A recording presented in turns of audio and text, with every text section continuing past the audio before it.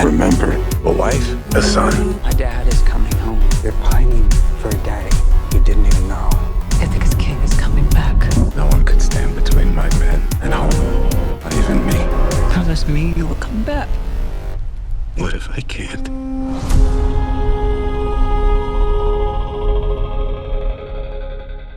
You heard it up top. We're going to go on a journey on this episode, maybe our longest episode ever, as we attempt to get back and circle around when we're talking the Odyssey, the original tale, the original epic, here on Normies Like Us with your hosts. What's Achilles and Colin together? Like Achilles. That's pretty good. I think I'll be this is No Man. No Man is podcasting here. That's a deep cut. Yeah. And this is Telejacus. Oh. Wow. When's my dad? When's my dad coming home? Oh, your Spidey sense is going up.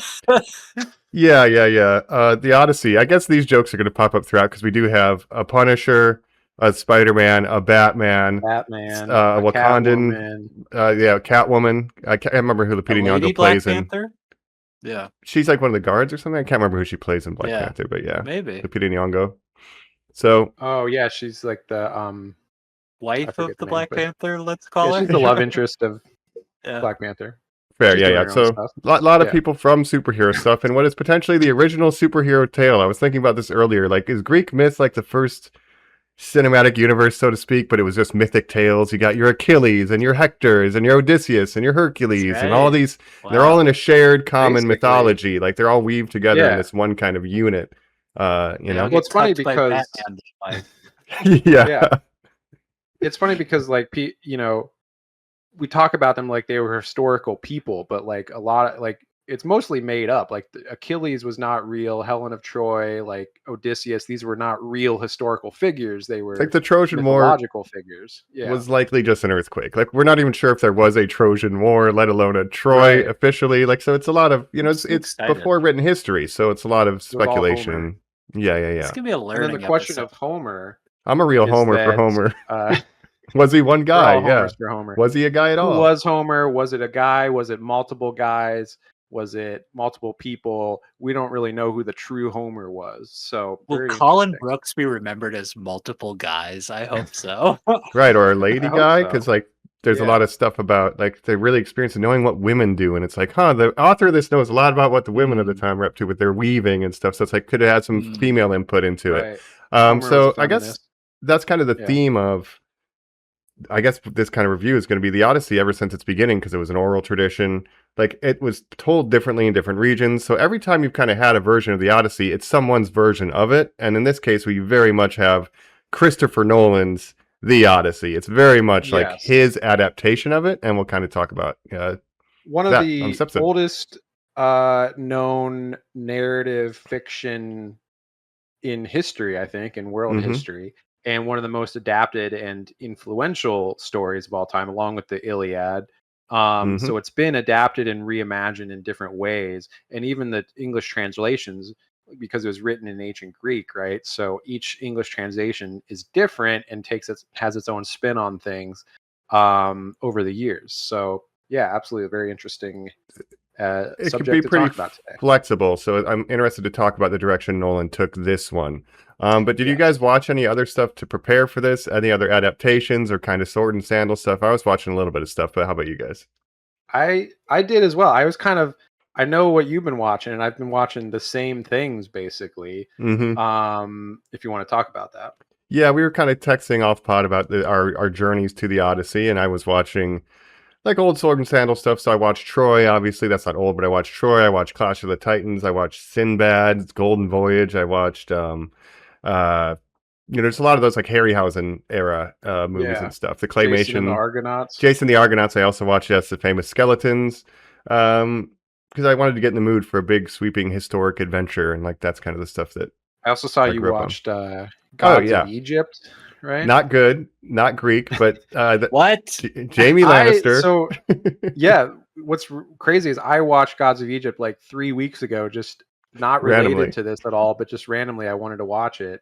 First Mhm. time watching it. I know Colin is a big fan of Gods of Egypt as Well, well. you were in the hospital, right, Jacob? Some sort of horrible accident had happened to you. That is why you seek I that wanted out. to see big Jamie Lannister, big Egyptian Jamie Lannister. Big and our little Yeah. pirate You want boy. to see Scottish Gerard Butler, not even Yeah. pretending to be Egyptian. Just a Yeah, bunch yeah. of white Egyptians for some reason. Crazy, yeah. Yeah. Yes, I watched I that loved as it. well. Then, Oh Brother, Where Art Thou? A famous kind of loose adaptation from the Coen Yes. brothers, and that was a lot of fun. Damn, we're in a tight spot. Like, what a fun movie. Now, so I'm the you bring damn all these paterfamilias. Yeah. all things I'm familiar with. Troy was such a big deal for me. I think that came out when I was in the 8th grade. It was the first movie my mom picked me and my friends up, dropped us off at the theater. She parked in front. She walked in. She bought 4 R-rated tickets, gave them to us in front of the cashier, and said, "I will pick you guys up in 2 hours." Like, it is Hell a yeah. Wow. classic memory for me. I love Troy. Yeah. Horrible movie. But you Yeah. guys Not are great. pointing out all these things. We've talked about adaptations too. We talked a little bit about The Simpsons off pod. If you guys seen that before, Wishbone was a very famous one from when I was a kid. Yep. All the weird adaptations it's had, but everything you guys have listed off, and I was so surprised to hear this directly from the director's mouth that we're going to talk about today, are not quote unquote Hollywood Odyssey movies. There has never been a Hollywood Odyssey movie until what we are talking about today. Isn't that kind of interesting? Yeah, there's been kind of mythological movies Even in, and like, stuff the- like that, but never like the Odyssey Yeah. theatrical release. Yeah. Yeah, like Even in, Oh like, the Brother Where Art 50s Thou and is stuff? the Odyssey. No, there's Yeah. never been a theatrical or a I thought Orson cinematic Welles or someone did. adaptation before. Interesting. Yeah, I watched a lot of the same things that Mike watched. I watched Oh Brother Where Art Thou, which is my favorite Odyssey adaptation. Coen Brothers, of course. Clooney, great soundtrack. I also watched Troy. I watched that like right before I went to see the Odyssey this weekend. And I do want to talk about Troy for a minute because I was doing a deep dive on this movie. And first of all, directed by Wolfgang Peterson, right? And now last week, Normies, we did our disaster draft episode, disaster movie draft. Go listen to that. Wolfgang Peterson, to connect that to this, directed, of course, The Perfect Storm, Right. which Mike drafted. I on his drafted, team, yeah. as well as Poseidon, the shipwreck movie. So he did 2 disaster movies. One named after a And Greek Troy. god. Also, Yeah, yeah, Poseidon. As you say, Troy, its own disaster movie. If you think about it, Pompeii, yeah, to a degree. It's not a great movie. It's sort of a it's like a poor man's Gladiator. That's what I kind of call it, where it's like, oh, we couldn't get Ridley Scott, so we got this guy Wolfgang Peterson instead. And but I love the cast of Troy because it's just a million guys that I like. I mean, it's Brad Pitt who kind of sucks in it. It's just like, ooh, I'm Achilles. I'm so, I'm a pretty boy and I'm a really good fighter. But the supporting cast I love. Eric And there's like a million Bana. guys like Brian Cox. Eric Bana is great. You got Pretty Boy Orlando Bloom. You got Brendan Gleeson. You got Odysseus, Bean himself. Sean Bean with a sick mullet. Yeah. So I'm I like going to call him for. Scene Bean. Yeah. Scene Bean. Ned Stark himself. And of course, I have to connect it to Game of Thrones. I have to connect everything to Game of Thrones. Ned Stark himself. And also the screenwriter of Troy, David Benioff. That's right. Of Benioff and Weiss. no, really, Yeah. His second screenplay credit, because he originally broke out. He wrote the novel, The 25th Hour, which was turned into a Spike Lee movie that he wrote the script for. This Spike Lee movie. Yeah, Edward Norton, good movie. He wrote the novel for that, and then he also wrote the screenplay adaptation. Troy is his second screenplay after that. So think about that. And of course, the Sean Bean connection. There's also like a couple other actors that were also in Game of Thrones. James Cosmo, who played Lord Commander of Night's Watch, Jeor Mormont, and Julian Glover, who played the Grand Maester Pycelle. So there's just a million good actors. Brian Cox, of course, Agamemnon in that movie. Yeah. We love it. Different performance in this. It's a little bit different. He had lines. Yeah, I like this Agamemnon better, but I like Brian Cox really? as a crazy Agamemnon too. But also Christopher Nolan was briefly attached to direct that Troy before he ended up not being able to. So this is I kind didn't know of that. yeah. And he's had this image of the Trojan horse in his brain for like a decade plus. Like, I want to make this, and so there was a world where he took a run at Troy, and famously the Trojan horse scene is not from the Iliad. Like that's strictly Right. from the Odyssey, but they wanted to put it The in there because Odyssey. that's your big set piece in Troy. Yeah. Um, Of course, Troy is so sort yeah, of loosely adapted from the Iliad, but it also has its own inaccuracies to the source material, of course. But Achilles, not in this movie, the Odyssey. No, I chose a name of a guy who's not in this film. Yeah, kind of purpose. Yeah. right. In the poem though, and speaking of the poem, I listened to also the new-ish, the Emily Wilson translation from 2017 that supposedly Right. this was based on, first English translation done by a woman. It's woke, apparently, according to the internet. I really enjoyed it, but it was like 12 hours, so I re-listened to the whole poem because it was an oral tradition. I was like, that's appropriate. I'll just listen to it while I'm doing some other stuff. Wow. Have someone tell it to me, and then I went to the movie. Right. Yeah, so that's kind of how I went into it. So how Awesome. many So- versions did you go through, Mike? You picked up a couple physical copies as well, didn't you? I've had it on like PDF form. I've done. I can't remember the exact the first translation, there's but the- it's 3 now that I've The read or Fagles listened to. translation is kind of like the second most recent one before the Emily Wilson one that was Yeah, kind yeah. of taught in high schools and stuff. Like if you read the Odyssey in high school, you probably read the Fagles translation. The things I know Yeah. about the Emily Wilson translation is that she sort of simplified the language, and because a lot of the older translations from these old British guys are like very flowery and nice prose, but she kind of simplifies it to like being almost a more direct translation of the ancient Greek, and also it's in Iambic the, pentameter. iambic pentameter, which Oh, the cool. original poem is in, so it's in the Mhm. same structure as the poem. That's awesome. Yeah, it was pretty neat. And like Christopher Nolan kind of does that with this. Like everybody's speaking modern day English. Everyone's like, "Why don't you say father, Tom Holland? Why don't you say Yes. father?" He's like, "We would be speaking Greek. Dad is fine. It's Right, he okay for me says to say dad. my dad." Yeah. The big thing in this movie is that everyone has American accents, which sounds kind of crazy, but if you think about it, like, we're used to hearing in these sort of sword and sandal epics, oh, everyone's going to speak with a British accent. Well, that's not historically accurate either. They wouldn't have a British accent in ancient Greece, but to us, it sounds more Ancient. like those yeah. period pieces have to be British accents, but they don't really. Like American is equally absurd. So Yeah. So that's totally once you kind fine. of get over that, yeah, it makes sense. But yeah, I've been a Dusty maxing this whole week in anticipation for I'm this. proud of you, Mike. Yeah. How was the reader of the version? Oh, it was good. Who was it again? Let me look this up. Buy me some time. Well, I'll compliment I've while been- you're buying time. We talked about the Trojan horse just a little bit. Again, if you're not seeing Mike's Mike toppers, this is Oh, kind yes. of Oh, a he's got the button Trojan that horse. We're peeking at this point. Well, Jacob, is it? It looks more like a gift to me. I don't know what you see. You Just better wheel it take it in. in our city walls, just to be sure. Uh, I've been following your lead though, Mike, and watching a lot of the same movies and stuff. I didn't read the Odyssey. I don't know how to read. I've only been watching movies and playing video games because I decided to jump into a game that I played back in the day, Assassin's Creed Odyssey, Oh, well, which takes place, of course, in ancient Greece. And so I ran around and did stuff, pretending to be Odysseus for a little while. And that's a game I played back in like 2018 when it came out, and it's a pretty good open world Assassin's Creed game if you like that sort of thing. Very educational about the time period. Yeah. So I've been you call me the Greek freak. I've been really Greek maxing, but as Colin said, yeah, I got the Trojan horse. You could put some popcorn in there if you wanted to. That looks so nice. You could put 2 pieces of popcorn in there. Mike. Exactly, yeah. And then I just got the author or the reader of the audiobook. It's Claire the film strip. Danes. Claire Danes. I see you got a Weird. film strip there. Yes, I did get a film strip. I went to 35 millimeter. It's hard to read on camera, Wow. but it's got the Agamemnon scene and some other stuff. Oh, he's aura farming. He's farming. Yep. It's always a aura farm. So I'll tell you my experience seeing this in theaters. I saw it last night. Yeah. Went down to Universal City Walk, of course. Saw it at the AMC IMAX there. IMAX 70 millimeter. Ooh, baby.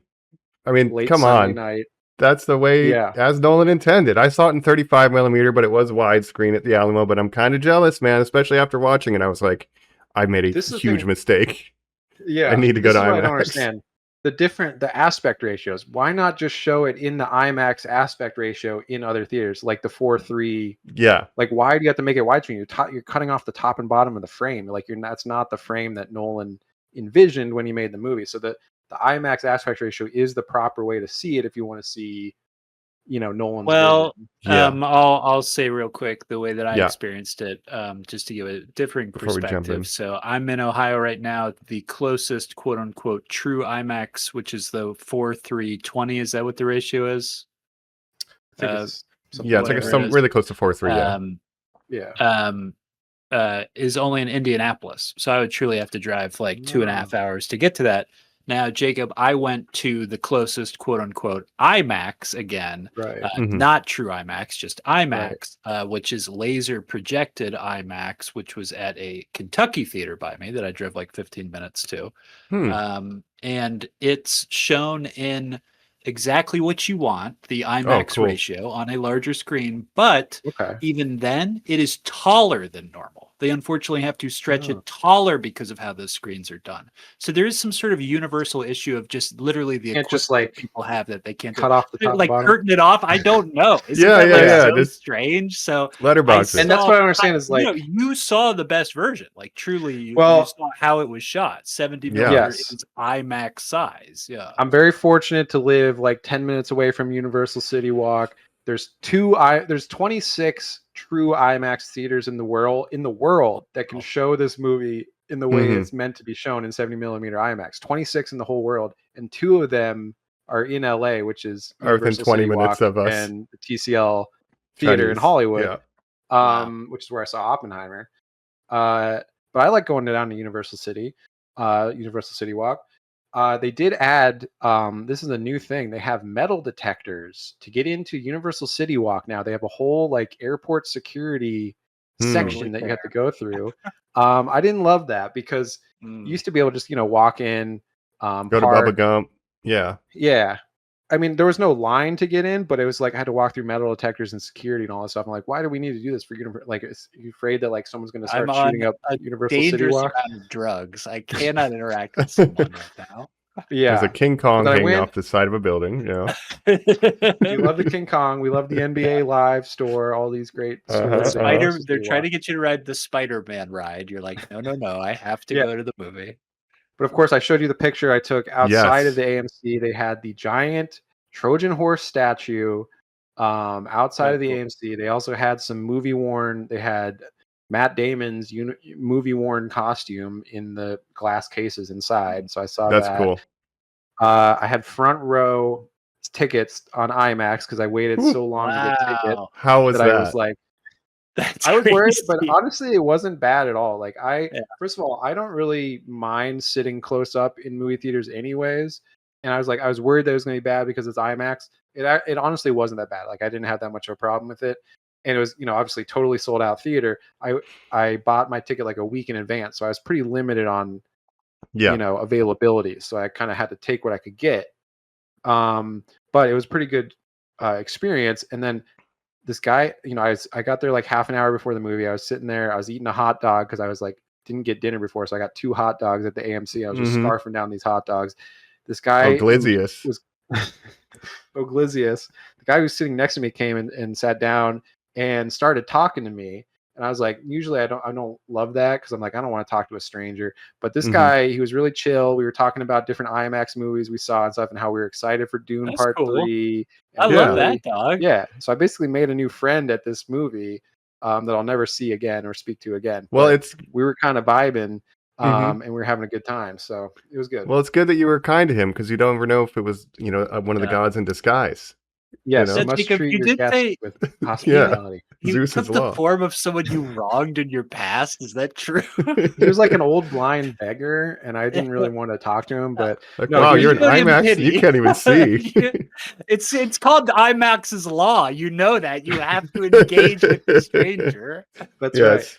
But it was chill. And we were talking about Dune. We saw the Dune sneak peek, which I can talk about as well. Yeah. I want to hear about that. There are multiple trailers we have to talk about because I need to know everybody's opinion about Digger before we jump in. But would it surprise you guys to know I did get in a fight? in Oh, our nice. audience because Did you tell someone to be quiet? I shush shushed someone? the guy who did not like it. And he Oh, was no. an older dude who should have known. And he talked through every trailer. And I was like, that's fine. But then he kept talking through the prologue. And I was like, gotta shut you down, my man. Shushed him. Get this. He kicks my seat because he's the one above me. And because it's IMAX, everything Yeah. higher. So his foot's just like hitting my seat. And I'm like, all right. And I like turn around to engage. Oh, He no. leans in and he goes, hey, my guy, you take your hat off. I'll be quiet.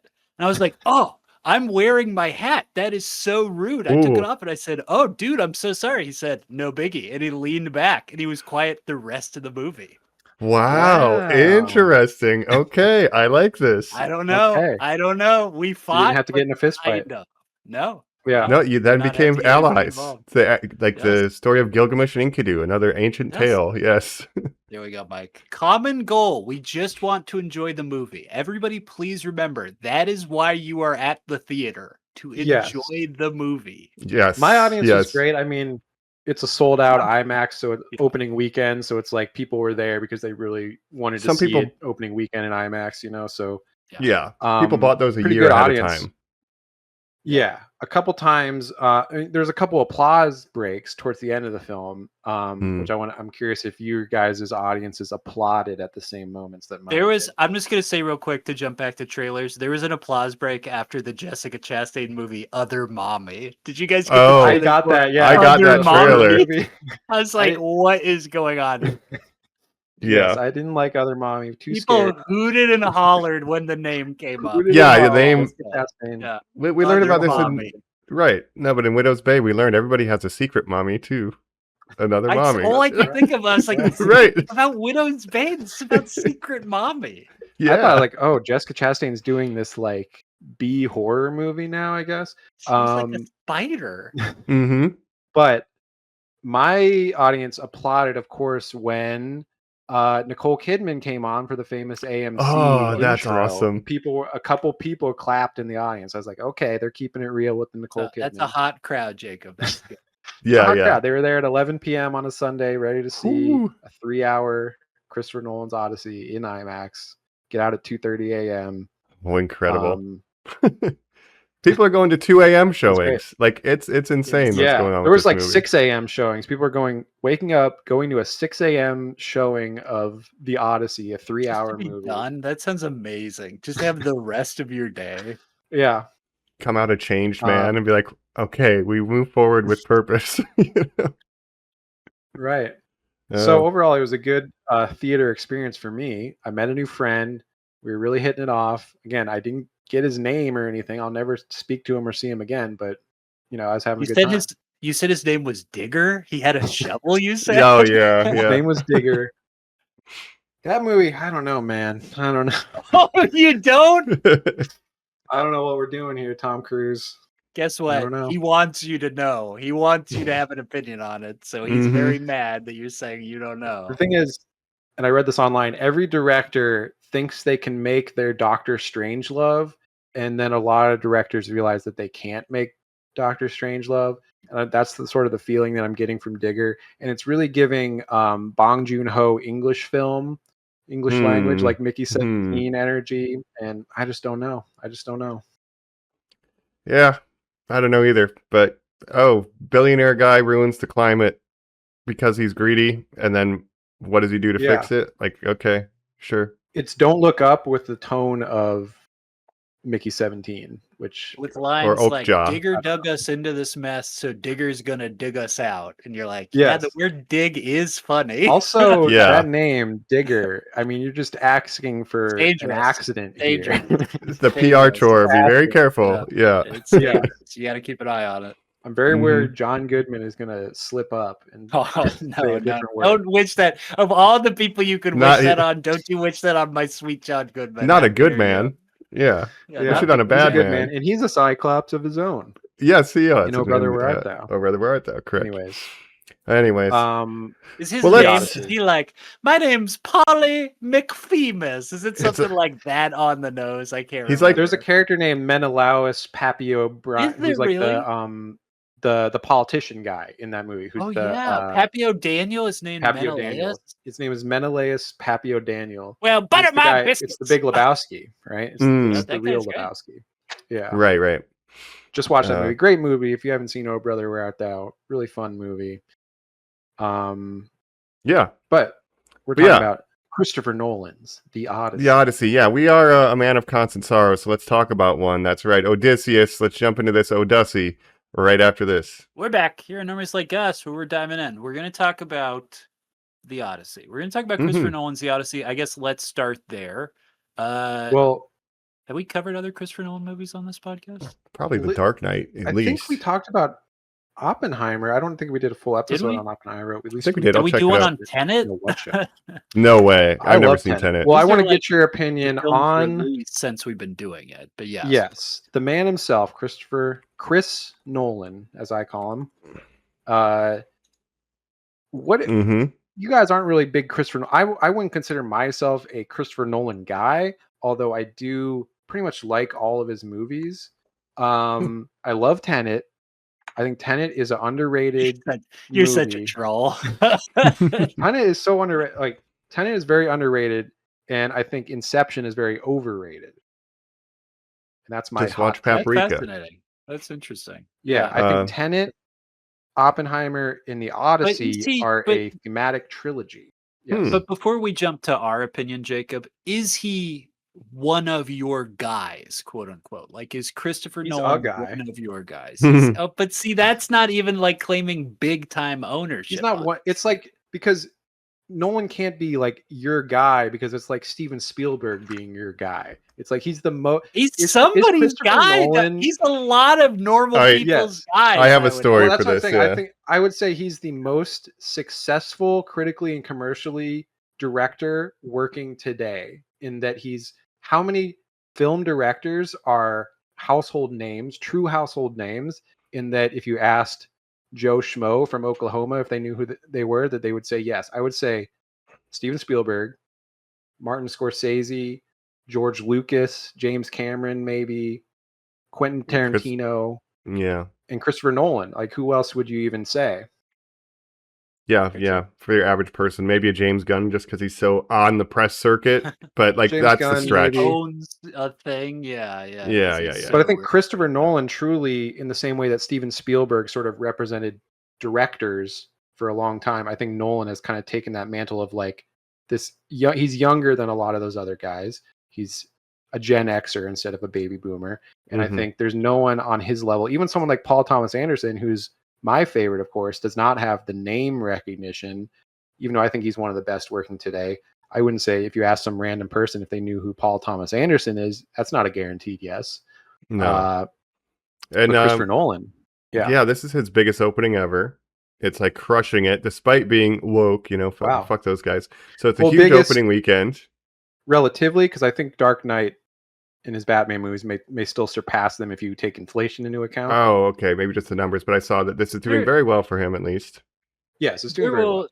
I was a kid. We were on a vacation at Hilton Head, and my dad would read me the box office in the newspapers, and we would read Dark Knight is on week 24 grossing, and it was still in the top 10. Like, there will never be anything like that phenomenon ever again. So it's hard to compare to that. But to talk about my relationship to him, I want to keep interrogating ours with the podcast. Have we done an Interstellar episode? No, we didn't do. We've never done either. A full episode on a movie by him. Have we done in a long form or in a short form series his Batman films? Ooh. We talked Batman. I mean, in general, but not. He's definitely come up in Batman episodes, but we've never done like a full Dark Knight or that's so crazy. Like that.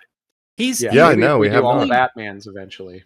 He's not one of my guys. He's too clinical and cold for me. I find him a little reptilian. He's got this incredibly, specific style, which is basically grandeur and, like Jacob's saying, the Spielberg-esque like scale and scope and all that stuff. Something I've really never been attracted to. I've always liked my filmmakers kind of dirty and smaller. But he's had these clean, crisp looks and often been known for his looks and maybe a little bit cooler on the screenplays. But I will admit, as a guy who collects screenplays, I have most of the films that he has made screenplays, and I've always found it fascinating to look at him through the lens of a screenwriter, because as much as I used to always think he was leaning on the crutch of his brother Jonathan, who's obviously gone on to much success and acclaim as a screenwriter and sort of showrunner. We've talked about stuff he's done, Fallout, Westworld. Yep. Right. Christopher Nolan, is the only writer on this film. And I know that's like, well, yeah, but don't you Besides just sit Homer. down with the Right. book next to you, yes, and go like scribble, scribble, scribble. But there's a like Mike, I'm sure we'll go through this. Jacob, obviously, we're all familiar with the story as well. We'll talk about the changes. Like there are very deliberate story things done. He's the only screenwriter for Oppenheimer. He's the only screenwriter for Yes. Tenet. Again, Tenet is a film. Literally, he doesn't write the protagonist's name. He just calls him protagonist. And Oppenheimer is the first screenplay ever written in the first person. Like he is such a magnificently interesting That's cool. screenwriter beyond who That he is cool. You know what I mean? Yeah, I would that's say pretty this. fucking I rad. think he's sort of moved into a different era, starting with Tenet. And again, I think his last three movies are sort of a loosely thematic trilogy if you watch them all back to back. And obviously, just to interject real quick, Jacob, certainly a professional way as he split and went to a new studio, Universal, with this transition that you're talking about. And he's gone from Hans Zimmer to Ludwig Göransson as his go-to composer. He's gone to Hoyt van Hoytema as his go-to cinematographer. So if you look at his whole career, I mean, I like The Prestige a lot. I like Interstellar. Murph. I really like Tenet. I like The Dark Knight. I like the first scene of The Dark Knight Rises when Bane is on the plane with Littlefinger. I really like that one scene in that movie. I would argue, Jacob, to steal from another podcast, if we ever did what we kind of did with Miyazaki again for our long form series, he would be a fascinating director for us to cover. That would be great. Yeah. And I liked Memento back in the day and some of his early films, but I really think he's moved into a different phase of his career where he's really matured. And I was really impressed with Oppenheimer and the fact, again, he's a true auteur in that all of his movies share thematic, have a lot of the same themes, and he has a lot of the same obsessions through different movies, right? So he's an auteur, but he's also a very commercially successful auteur in that he's the only director that I can think of that like you're going to see a Christopher Nolan film for the experience. You're going to see it in IMAX. It's an event in the same way that maybe like Avatar or something like that is an event. But I just think when you take Oppenheimer, an almost 3-hour biopic about J. Robert Oppenheimer, and that makes over $200 million domestic.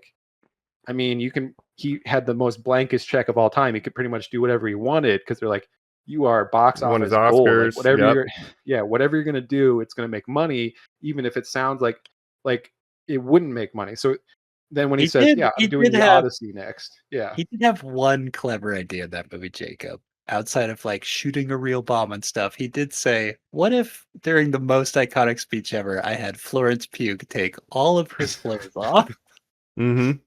Yes, clever idea. True. That movie made $1 billion. Marvel, take note. Maybe take note. Take note. There's something you can do in Doomsday. That's all I'm saying. Doomsday. Yeah. Yep. You want that money. But I never got into Christopher Nolan because I remember in film school the people who like he was definitely their guy were the people I was most annoyed by, like in class. And so I was like, I can't get into this guy's work. Like something wrong here. Before Nolan became Nolan, it was like guys that were really into Tarantino or really into like David Fincher, like, oh, I love Fight Club, that kind of energy. Those are the people that became the Nolan bros, right? Yeah, correct. In the 2000s. And have any of you guys ever gone to a Halloween party as Heath Ledger's Joker? I have not. I never have. I've seen many. I have not. I've seen Jacob. Seen many. I've seen many, and a lot of those guys are those guys. Those guys. Yeah, right. Nolan does have this... go ahead. I was just say we knew guys like that in film school, Colin. We went to film school together. Mike, we knew guys like that. And that's why I did not make him my guy. Because I'm like, I don't like the people who like this guy. No, dude. But because he does have this ability, even now, if you look at like the appeal of his films, he does kind of appeal to everyone. He's kind of dead in the middle. Like he gets some of the Snyder bro energy. He gets the film bro energy. He gets kind of the normie energy. So he's in this kind of interesting place where unless they're complaining about Lupita Nyong'o being in the movie, like most people are down to see a Christopher Nolan movie. Yeah. And what I like about this, especially, sorry, go ahead. I didn't geek out about him until this because it was the first fully IMAX film movie. And when you look at behind the scenes, it's like he's filming like it's the 1950s again. Like the camera's too fucking heavy to pick up. We have to have it on a dolly or some machine system because it's like it feels like he's making movies like the old school golden era of Hollywood just because of the size of the camera. And it's like, this is kind of sick what you're doing, actually, throwing it back. He's obsessed with practical effects. He hates Yes. CGI. He uses it as sparingly as possible in all his movies, which I really respect that energy. Mhm. And I'm like, good for you for like keeping it old school. And like, again, this is the first movie ever to be shot 100% on IMAX cameras, which is crazy. Yeah. So and I think he's just highbrow enough that like the film, the film bros can be like, yeah, we like Nolan, but he's also accessible enough that obviously his movies make money and normies can go and enjoy them. And even and he's bringing something like the Odyssey to mainstream audiences in a way that it hasn't been in a long time. Like only fucking nerds like that stuff, but he gets them to come. Colin, please. To continue just on sort of his patron of the arts path, he's literally since the inception of like Dunkirk, like on working on that film, shooting IMAX sequences where it's like, all right, I can do 30 minutes of it.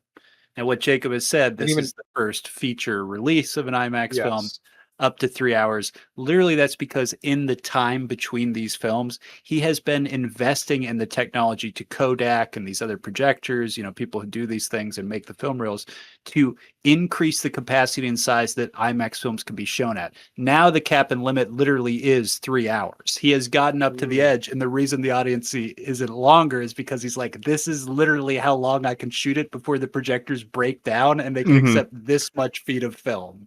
The physical parameters are at their limit. Yes, yes. Paid for it. Yes, exactly. That's incredible. Yeah, I love this.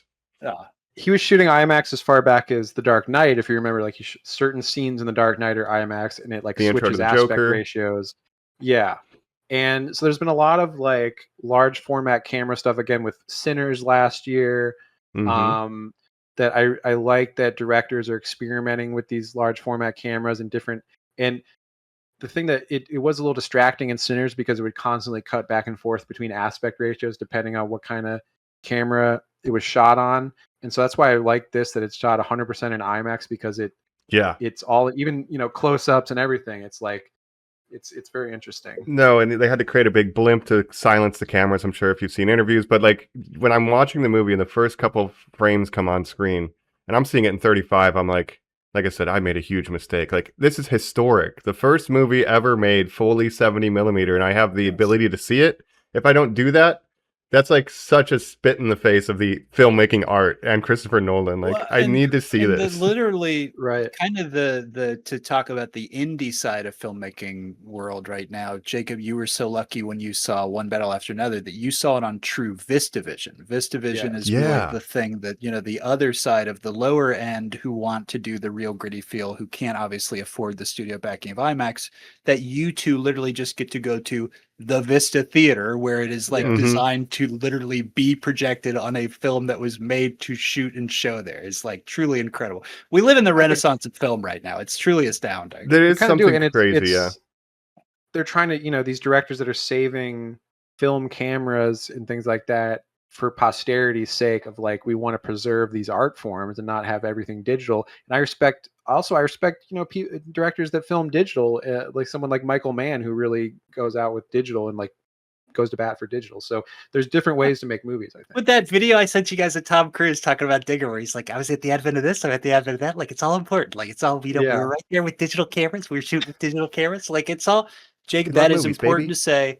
I don't hate either way of it. It's all about how you choose to use this thing. And obviously it's like a huge price point that like cashes out a lot of people who can barely afford to go to the movies right now. Like, there's obviously all these other ends. Tons of factors. And like you're saying, Mike and I, we live in LA. We're lucky to live in the film capital of America, basically Hollywood, where we always have options. For now.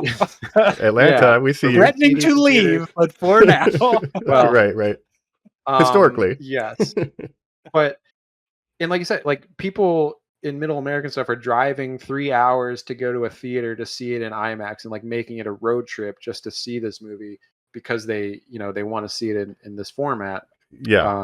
Let me say though, also to wrap up kind of Christopher Nolan himself, it takes a madman to make this type of movie where only 41 theaters in the world can even show it, how you are shooting it. Like, what the hell are you Right. doing, man? It's Yeah. crazy. And Yeah. still makes big money in its opening weekend.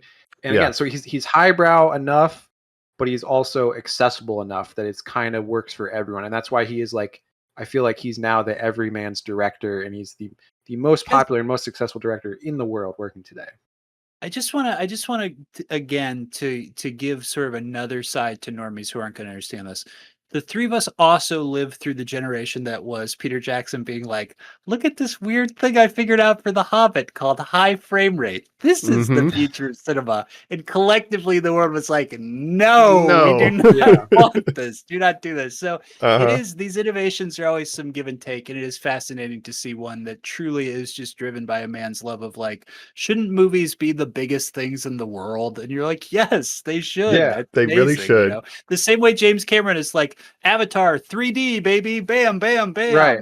You're That's living why I in appreciate it in the same way that I appreciate Avatar, of like fully buying into this 3D digital world, where you have Nolan who's like, if I can do it practically, I'm going to do it practically. If I can make a giant Cyclops and do it practically, I'm going to do it.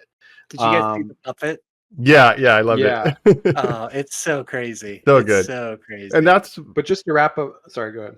That's what sold me on this. Is he was like, I want to do a Hollywood massive budget sword and sandal movie practically, and I'm like, what is he gonna do? What is he gonna do? And I was like so excited to see him take his, like, if I can get you to buy into the naturalistic world, which is the opposite of James Cameron's, like, if I can get you to buy into my fake world, he's like, I'm gonna put it in the real, like in Ithaca in Italy, and you're gonna buy in because that's how, you know, naturalistically we're treating it. And yeah, I was just super stoked for that.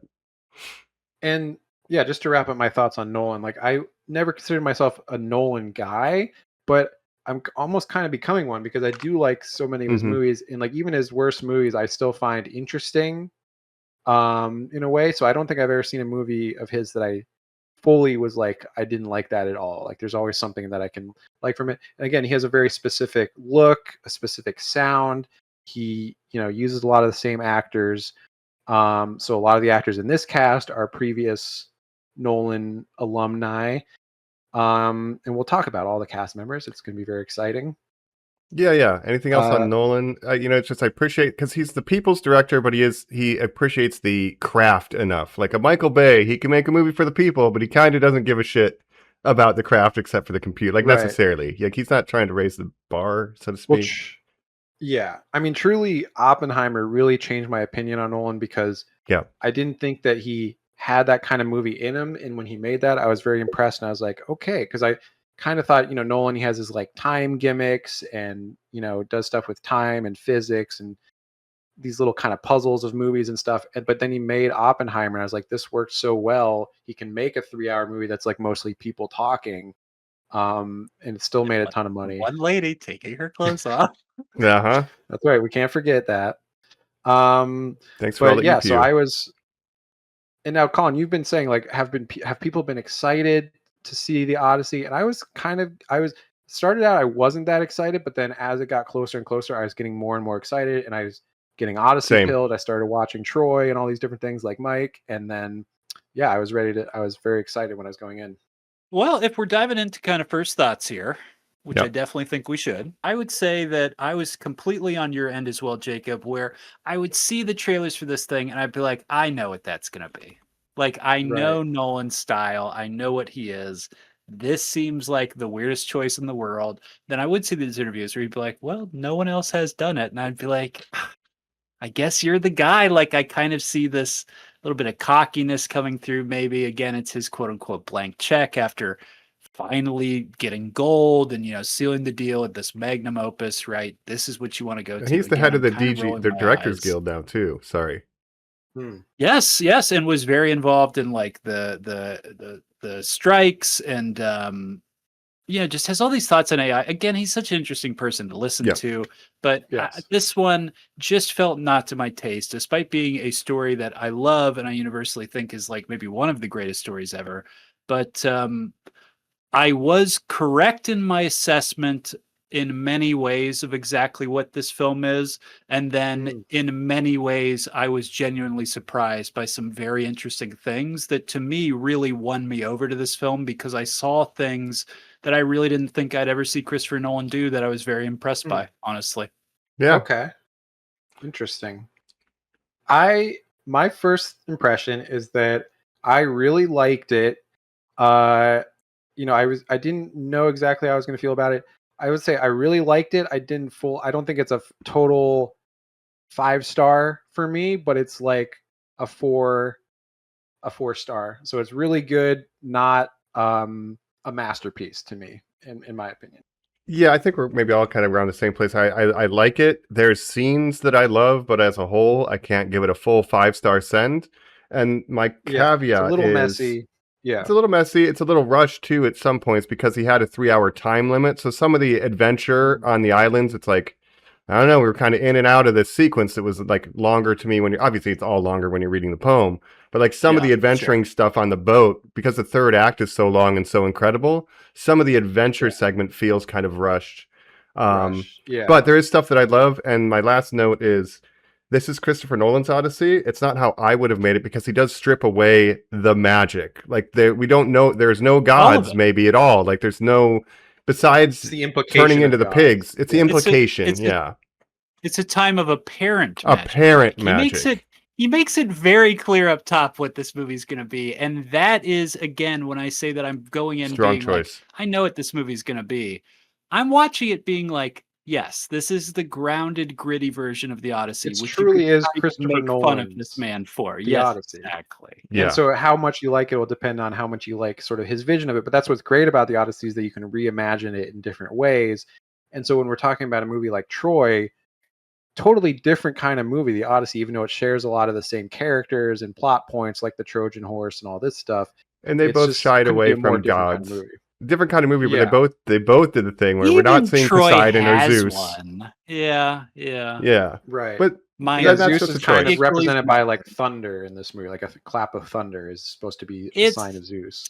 He kind of wants to have his cake and eat it too. He kind of makes the choice of, and it's explicitly said by Athena in this movie that, what do you mean you don't understand how the gods speak to you? The gods speak all the time. You think we come down and talk to you like I'm doing? No, look at the world. That is the God speaking to you. And in that sense, gods are present in this film. Well, we should say there is one god. Like I said, there's Athena appears to him, but whether it's his Calypso's a god, Circe's a witch. I mean, there are these things. They're just not explicitly stated as gods. You're not seeing a guy in a toga looking in his, reflecting pool down at the human side, as we would see in other movies. Now, to what Mike said about taking the magic out of this, the reason that I inherently just give this movie 3 stars is because when I read this story, I don't necessarily relate to Judeo-Christian gods like what I was raised in. When I hear the stories of Jesus, I'm like, hey, great dude, sound like you're having fun. But when I read Greek myths and read the stories of the gods, I'm like, that's fucking rad. And I've always loved and related to these things. And inherently, the story of the Odyssey is so tied to these motherfuckers coming down and having so many conversations with the different characters in it, that to have your take be, but what if they weren't that, kind of annoys me. Yeah. Colin, would you say you would prefer if gods were like just bigger normal people who sometimes turn into like Transformers? Yes. Have you guys with I know you're making fun of Gods Egypt. Have you seen Henry Cavill's The Immortals by the guy who did The Fall? What's that fucking crazy cool visual movie?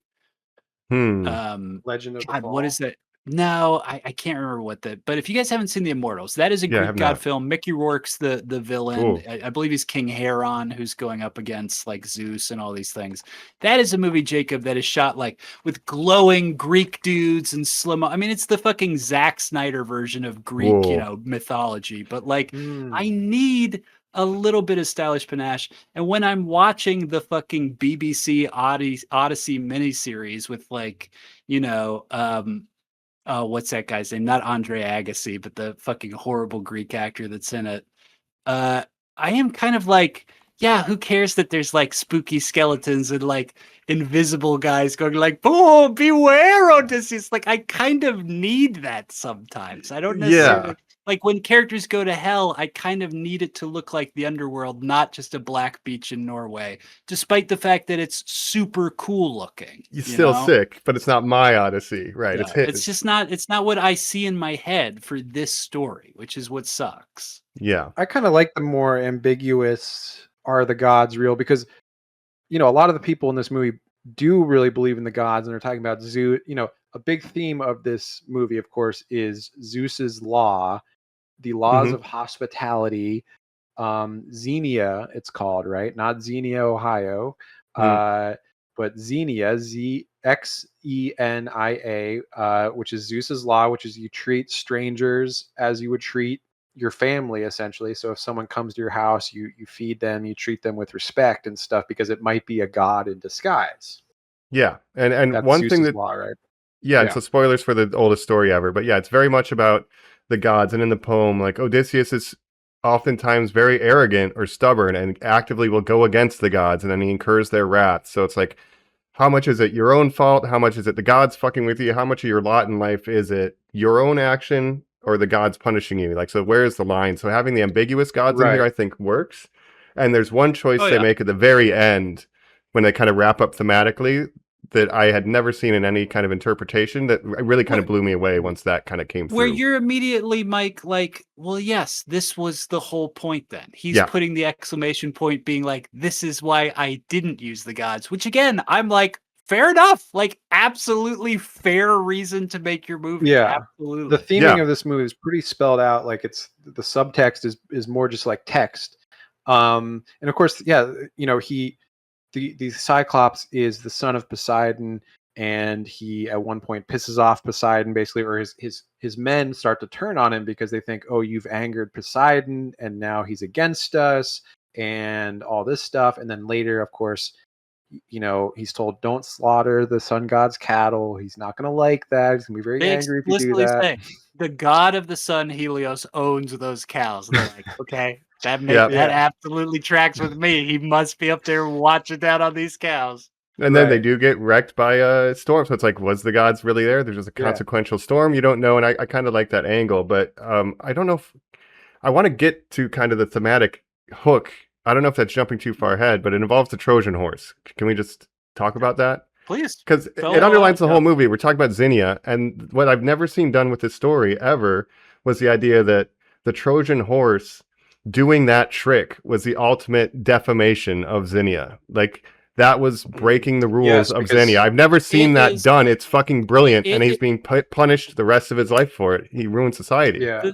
The things that suck about these stories that are truly ancient epics that have been passed down for ages is that eventually, Mike, they end up in abridged little children's books where you read things and you're like, did you know Odysseus was the smartest man ever because he put people in a box and tricked those people to open the box? And Mhm. you know that your whole life. Yeah. You're like, that's so stupid that people But it's the fall for dumb shit like that. And then you look at it in the context of this film where it's literally like he committed a war crime. And you're like, a sin against gods. Where Yeah, you're, like, you're yeah, giving a sin, gift. Jacob, a sin against God. He tricked his fellow man. You're just like, Yeah. oh, Right. And that And was again, the worst thing you can do is trick your fellow man. Like, Yes. so yes, perfect. it's so crazy. And what I thought is an interesting interpretation of this. So so basically the Trojan horse is a gift offered to the people of Troy that is a trick, obviously, because they're hiding inside. They come out in the middle of the night, they slaughter the people of Troy. Open the gates. Yep. Yeah. And that's violating this guest right, this Xenia, Zeus's law. And essentially Odysseus has PTSD from the events of the Trojan War. And I've never seen that in an Odyssey adaptation where he's literally through the rest of his life is like haunted by Divided what it. he did in Troy. Yeah. It's Mhm. not, again, it's not so much that like, and Mike, you said you're jumping ahead. Literally the opening of this film is the bard being yes. like, remember the Trojan horse? And everybody in trick. the audience is like, yes, we've heard this 1,000 times. Yes, a trick, whatever. And Yes, that yes. Jacob, the PTSD of it is that he's like, what I did was I let in hundreds of soldiers who raped and murdered their way through a city by Yeah. doing the innocent biggest trick of all civilians, time. women and And he's children. kind of like Yeah. walking around, like realizing that as he's looking at everything, he's like, Yeah. wait, my end game was to let all these soldiers in here. What did I think they would do? You know, Right. and Right. later, when Cersei's explaining, like, you were in charge of these men. What did you think they would do? And him having to constantly reckon with that, right? What does it mean Yeah. to So be a all leader? and so all the events proceed, after they leave Troy, they're headed home. They go through this series of events, the Odyssey. All Mhm. that is sort of punishment by the gods for what they did in Troy, his men. Also, again, if I can connect it to Game of Thrones real quick, Mhm. Please. the theme of guest right is very important in A Song of Ice and Fire, in Westeros, and I have to believe that George R. R. Martin was influenced by the Odyssey. I know guest right also existed in medieval Europe and stuff, probably I wonder where also they passed got it. down from the Greeks. Yeah. Yeah. I will say, Jacob, just to echo a little bit of what you're saying, I will Mhm. shout out to the Game of Thrones and the reality of it all, and it absolutely makes sense that George R. R. Martin would be like taken by this story. But Yeah. kind of my second criticism, and Mike, as the scholar here, tell me if I'm wrong. Mm. But not only are you kind of taking the magic out of the story, kind of taking the sexuality out of the story. And I kind of like the Game of Thrones universe that deals with these more realistic themes where you can kind of have a hero that does 1,000 bad things and still has to reckon with himself. And what I recall in the Odyssey is it's literally half the islands he goes to are like, whoops, I had to bang trying to- somebody else and cheat on Yeah, my different wife. nymphs Like, trying to there, and have and that sex with Christopher Yeah. Nolan chooses to Odysseus. take all that out and be like, it's actually the strongest love story ever. And you're like, is it though? Calypso. Yeah. And he makes this very interesting choice at the end where he's like, and what if I do a totally original ending where they end up happy together? And you're like, that's crazy. Yeah. Because in I the want to book, talk about Calypso and all this stuff as Yeah. well. yeah, like Sorry, go ahead. he's sleeping with Calypso and he sleeps with Cersei. He stays with Cersei for a year before he gets his men turned back from pigs. He's with Calypso for 7 years, Right. banging her. He cries all day on the beach, but he's still banging her. You know, Yeah, so he's he knows being what in. is Does he He's bang not. the sirens? I mean, there's Not to the me, there sirens, was but so much as a He's kid. tied to the Yeah. mast because he wants to hear the siren Yes. song, right? But he's not being Right, true to he his literally wife. says, because no one else has. Yeah. Yeah. Matt Damon, relax. Well, in the You're book, going the sirens crazy. die because he hears it and doesn't die, so then they die as a result of him listening to it. So that's another good. selfish act that causes Mike, ruin to the women good. around him. So he's a Well, dog in the book, yeah. and like the double He's a standard. dog.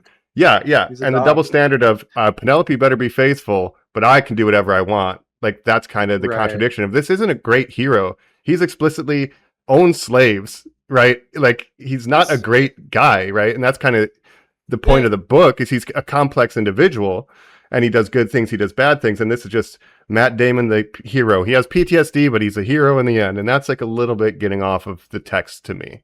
I enjoyed it in a vacuum, Well, but yeah. Even the Yes. bad miniseries I was talking about has his men, his shipmates, call him master because they are slaves, Mike. They are not literally just his jolly band of, crew. Then My again, he servants. loves These and are my wants to servants. defy the gods to save. Yes, but you're just like, no. I No, agree. It's a little mixed messaging in this movie because Yeah. it's this movie is basically against cowardice, but it's also against war. So it's like war is bad, but also cowardice is bad. And it's kind of like you can't really have it both ways. Like You were the So- smartest Yeah. man in the world, so you figured out how to do this, but you shouldn't have done it, which is literally the Robert Oppenheimer thing. It's like, yes, that's why I say they're very thematically similar. I want Oppenheimer to and this talk about movie. that if they wrap up too. Like, yeah, should I have made The Dark Knight? Like Christopher Nolan is very much like, I did a thing, but it Wow. consequently made the world worse, and I have to live with it. Yeah. right? I wouldn't take too much guilt from that, Christopher Nolan. I don't know. He You made a created But modern it day created superhero. superhero slop, Oh, you know.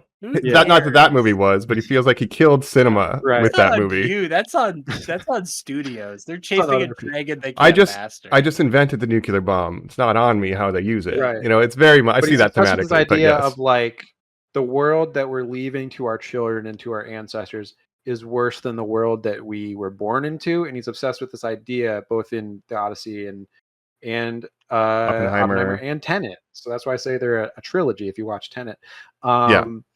But let me just back to Game of Thrones really quick about Yeah, bring it guest back. right. Let's finish my thought on that. Oh, Mhm. sorry, yes, please. So obviously the Red Wedding, a big event in Game of Thrones, when Right. Robb Stark makes a deal with House Frey to marry one of Lord Frey's daughters, right? He goes back on that pledge, marries someone else out of love, and is therefore betrayed by House Frey and killed at a wedding, right? Mhm. And guest right is very important in Westeros, where you're given bread and salt whenever you visit someone's castle or whatever. And if you are given bread and salt, if you eat under their roof, the laws of hospitality say you are given protection, right? So breaking that law in Westeros is like the worst, is a sin Cardinal against sin. God, the Yeah. gods, the seven.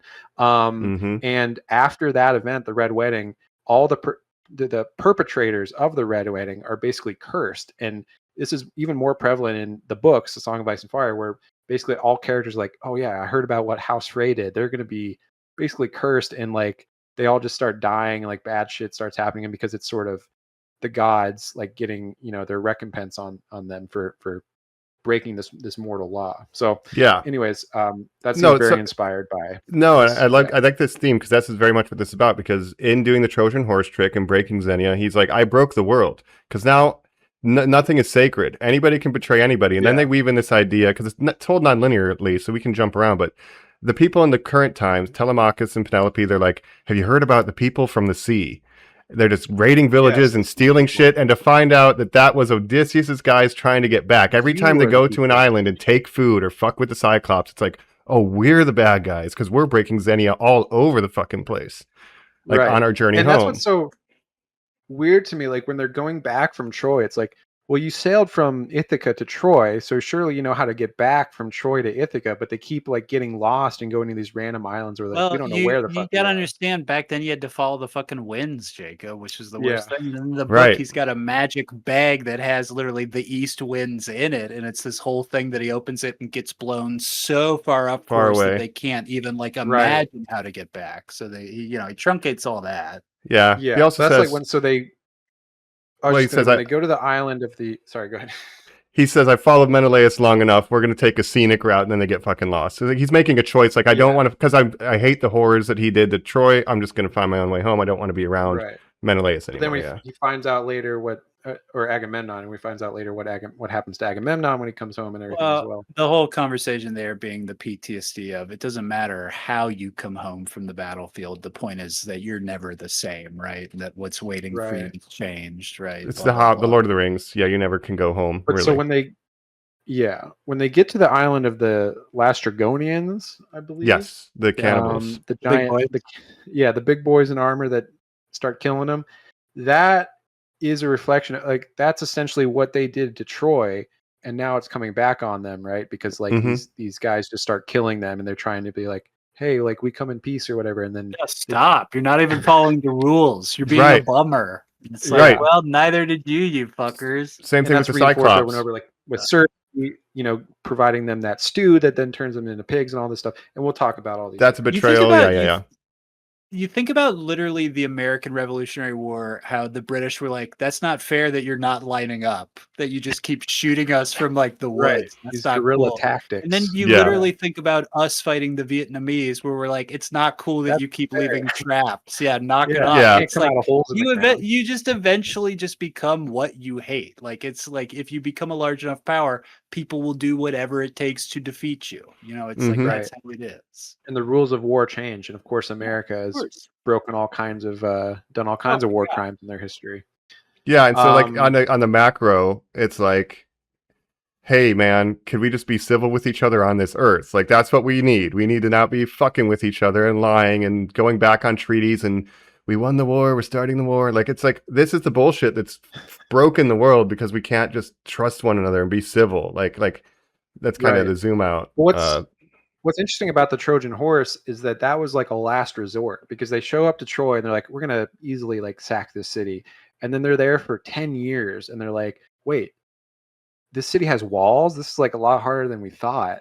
And they're just on the Yeah. beach for 10 years. Fuck. This then- sucked. You said this would be easy. No, Yeah, they're just gonna Agamemnon. stay in there for 10 years. They've got a fully formed, ecosystem. They can just create the food they eat. Great Yeah. waste management. You're like, what? Just an So open finally, field, Odysseus is like, nowhere to "Fine, hide. let's do the Trojan horse because Agamemnon's like, I brought a guy who's a half god. This is bullshit. And he's Yeah. like, that's true. well, Yeah, he's Achilles got running one around. I've got the weakness, sick armor. I thought I could just stand out here in Aura Farm and He's it would fucking work. Mog. Now, did you guys know who that was? I did, yeah.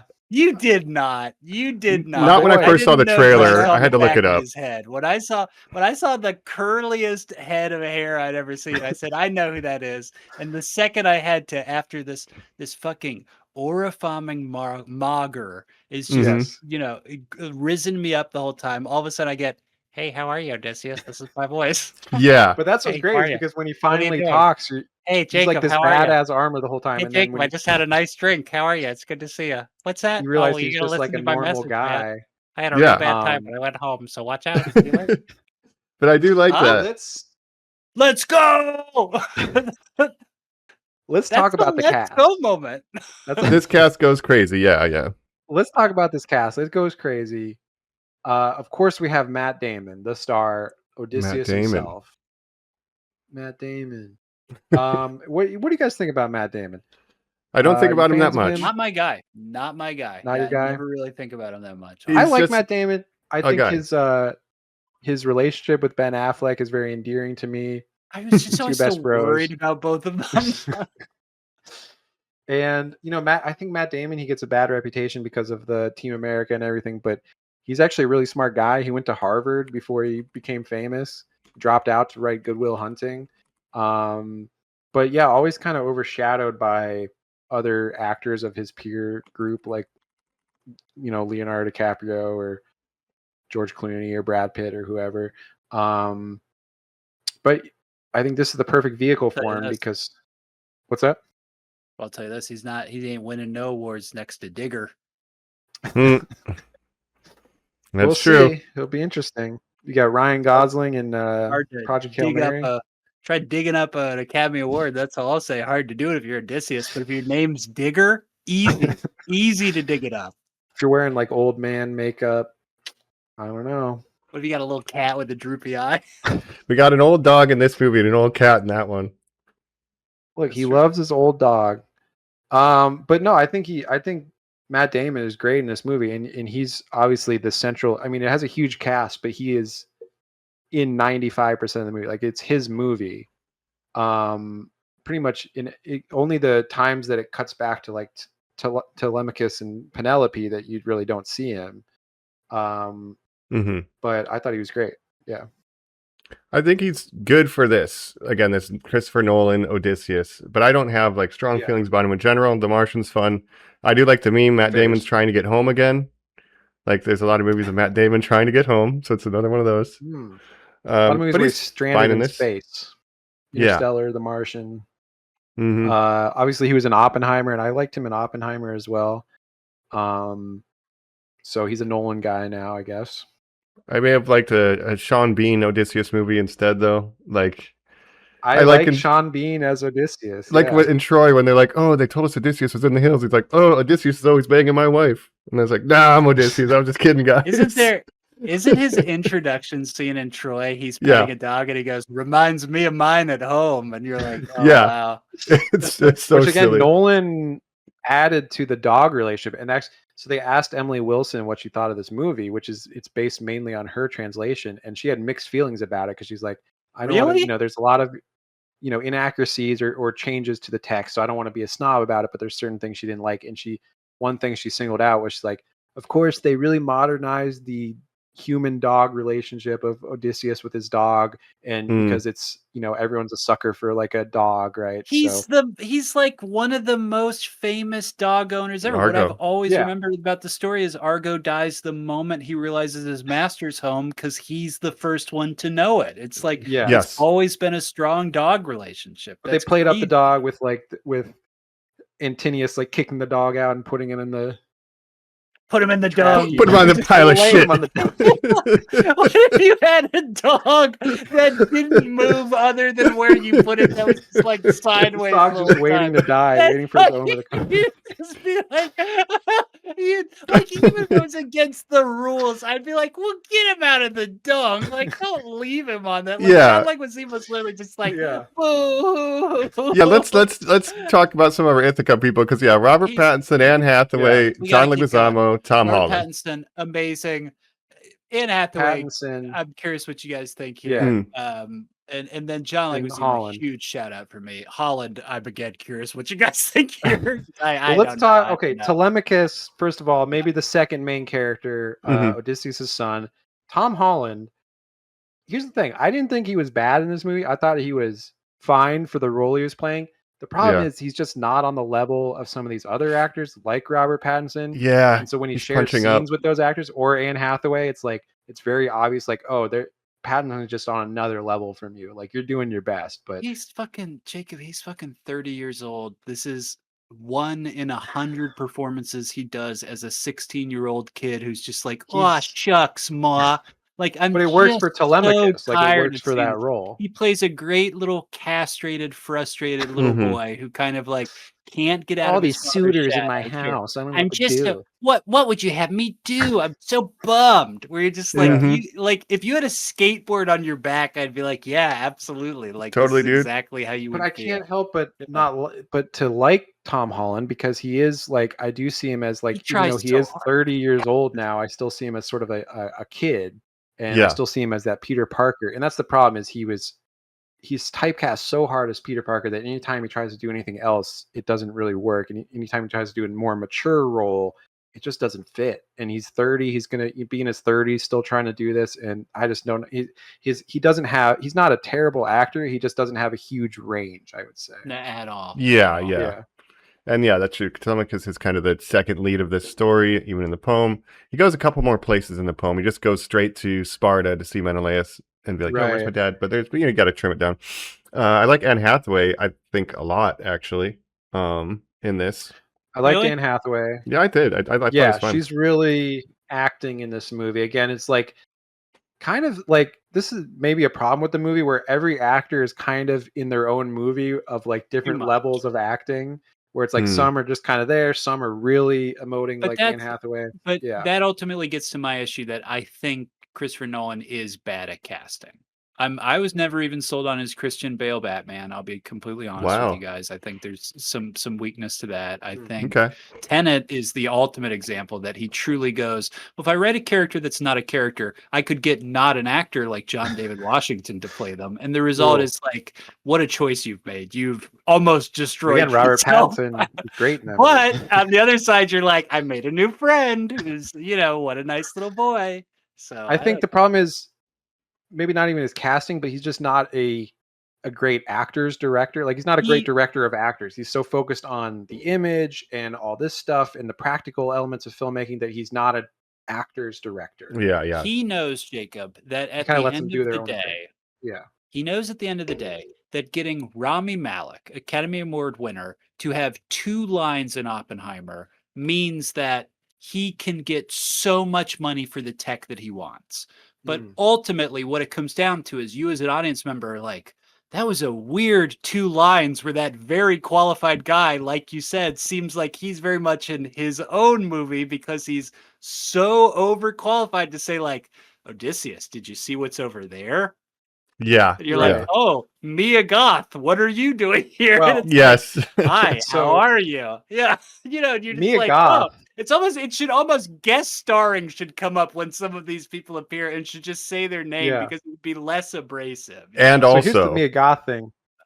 Mia Goth needs to get a better agent, because why are you the 17th biggest part in this Christopher Nolan movie? But that's what the point of all these people is. Cosmo Jarvis, our beloved Shogun, who left to do this, he dropped easily gets mogged and replaced by his doppelganger, cheap Green. Tom Hardy, Logan Marshall Green. Who, Jacob, you're like, what does he get out of this? It's like they get to be in a Nolan movie. None of it means anything else. It's the Mia Goth thing was insane, because I did not know she was in this movie until I saw her, and I was like, Mia Goth is in this movie? She was not tongue-kissing Robert Pattinson. You devoted a year of your life to have 3 lines, and it's like, yes, he did. But out of all the actors in the PR for this movie leading up to it, Lupita Nyong'o, who's not a huge part, Elliot Page, or all talked about, I didn't even hear that Mia Goth is in the movie. So I was like, Yeah. Jacob, Yeah. I would argue, you say Telemachus is the co-lead of this movie. Himesh Patel is the co-lead of this movie. Yeah. as Yo. his second in command. I have He not has- seen one fucking interview with Himesh Patel. That's I don't weird, too, understand yeah. that. You really at all. please? Yeah. He probably Yeah, has he's the awesome in second this. most screen time after Odysseus. And yeah, again, not in the PR at all of this movie, which is crazy. Put in the Wikipedia as his bumbling traitorous boat, co-captain, and you're like, Yeah, this the whole fucking time he's idiot. just like, "Hey, stop doing it." He's like, "You didn't have to shoot the Cyclops, you fucking Yeah. moron." And Odysseus like hopped him on adrenaline. It's like, I don't know. I just felt like crazy for a minute. I don't know. I'm just gonna try Right. something. I And just they're like, love he's shooting like, bows. "Why are you tying yourself to the mast?" He's like, "I don't know. I've never heard the song before. The song's crazy. I don't know. Yeah. Right. But he That'd be the did first tell one him who's not ever to heard eat it. the sun god's cattle, and then he's like, "Well, you ate the cattle." And he I also told you not didn't to." tell him about Charybdis and Scalia. I mean, it's like, Yeah. they told me exactly you three guys would die. Yeah. It's like, you motherfucker. But that was the needs of the many thing, because it was like either everyone could die in Or 6 Charybdis, die. or like 6 people could die from Scylla. So, but yeah, Himesh Patel, big part of this movie. Huge. He's awesome. Yeah, he's Mia great. Goth. So I just want to mention Mia Goth because I saw an interview where, and this made Nolan's directing make more sense to me of how he directs actors, because Mia Goth was talking about how like she asked an acting question to Christopher Nolan once, and she's like, what do you think about this? And he's like, that's your department. Oh wow. She's like, I was like, that is my department. And so basically, he kind of just lets the actors do what they do and focuses on other parts of the movie. So he's not an actor's director again, I think. That's And that's very why funny. everyone is kind of doing their own thing in this movie. And but I mean, can we talk about Spielberg literally said the director's job is to figure out where the camera goes. There, yeah. Yeah, some Hitchcock said actors are cattle.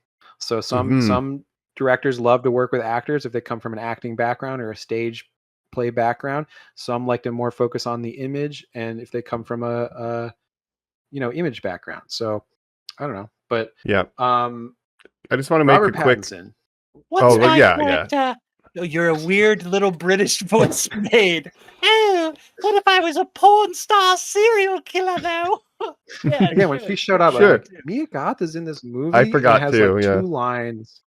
She betrays Anne Hathaway, basically. She's Mhm. Anne Hathaway's maid who betrays her. Slave, but we'll say maid. But yes, in this Yeah, movie, it's a slave maid. Yeah, whatever you want.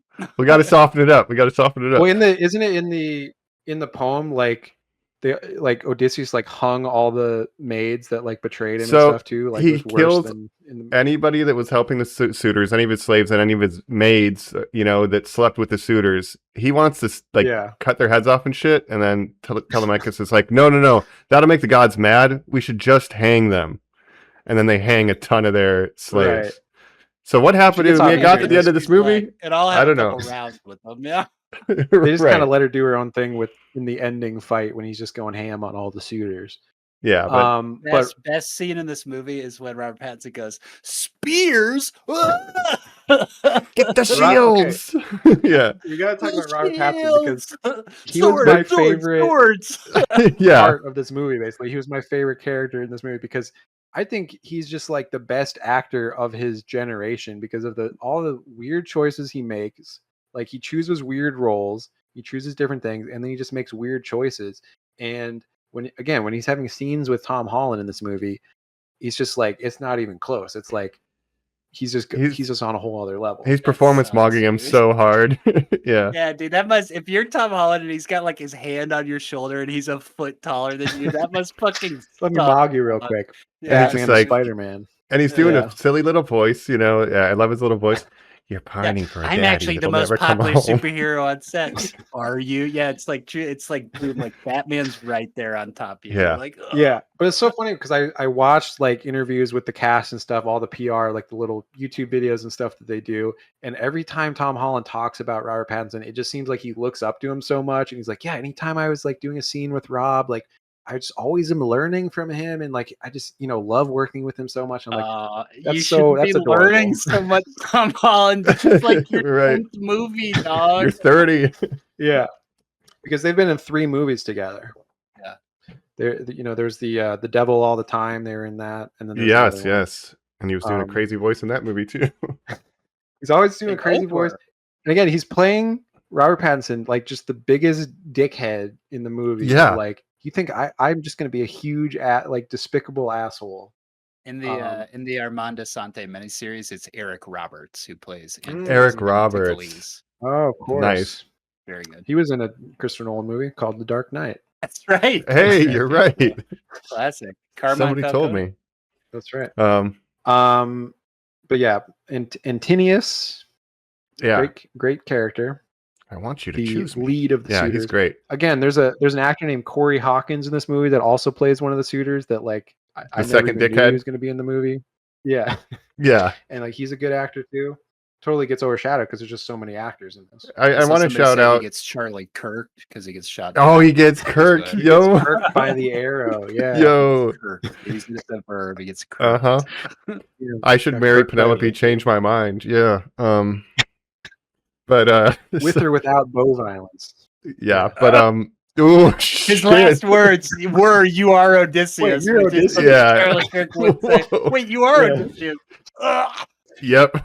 Another scene where my audience started clapping when that happened. That's awesome, dude. when he got That's kirked really in the cool. neck. Yeah. Oh The my bow, God. the stringing of the That scene- strumming, I should say. it's of great. The bow Oh. after The he, strum after of the he bow. strings it is so cool. What a Oh, Yeah. yeah. Because he's saying in the Gotta talk beginning, about like, why? Ludwig, of course. Yeah, we'll hit up Ludwig. But yeah, when he strums the bow, he's hunting. They're like, "Why do you do that?" He's like, "Because it's not fair. Otherwise, Honorable. But yeah, then again, I'm too fucking good.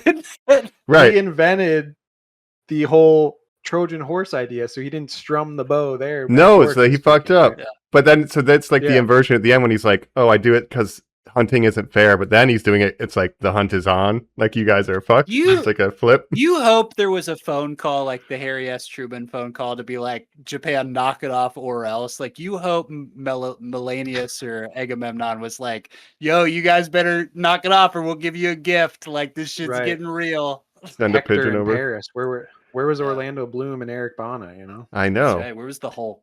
Legolas. I've been seeing Where's this. the Hulk and Legolas? I've been seeing this meme regarding the strumming. People be doing a towel reenacting it, and they're like, "Oh, when I go to see Spider-Man, and the people behind me are starting to act up, and they're just, Dog, that's what I'm talking we gotta about. behave." I'm giving you the warning. Yeah. Yes. The shook is honorable. the warning, dog. I am being honorable there. So follow that up. That's I want to do a amazing. quick shout out to Ryan Hurst, who plays Mentor. He trains Tom Holland. He unfortunately got hurt on the set of the God of War, yeah. and they had to He was replace playing him. God They're of going to War. reshoot Right. 4 episodes, and that's kind of a bummer for Yeah. him. But at He least he's got in a Nolan injured, and movie. They didn't want to wait for him to heal. Yeah. It's like over a year. He's in the Coen brothers. Speaking of the Odyssey, he's in the Lady Killers. That's what I remember that young man from. But Mike, am I wrong? In the book, he is revealed to be Athena, Mentor, right? Yeah. Because Tom Holland always says you have the eyes of Athena, but Athena comes to him Athena's as eyes, mentor like for wise real. eyes. And Odysseus is like, stop looking for gods and people. Like again, that's another scene where Yeah. you're like, Telemachus, stop calling people Athena. You're coming off like a loser. But maybe my He's wife never is left his Athena. house. Yeah. You're kind of acting like an Athena right now. Am I right? And they're like, Right? you're playing the hot and cold game with everybody, and you're so cold. Yeah. He's like, just in case they're a god, I gotta be nice to him. So I always ask. But that Are is you Zeus's Athena? law, right? Is that But A he blind takes it beggar could too be a literal, god. Jacob. He's like a loser about it. It's like, that bird over there is kind of giving me a smile, Zeus. And they're like, Hey, all right, Zeus. like, go sit down for a minute. Yeah. It's funny. So we have Telemachus, we have Penelope, we have Antinius, we have Odysseus.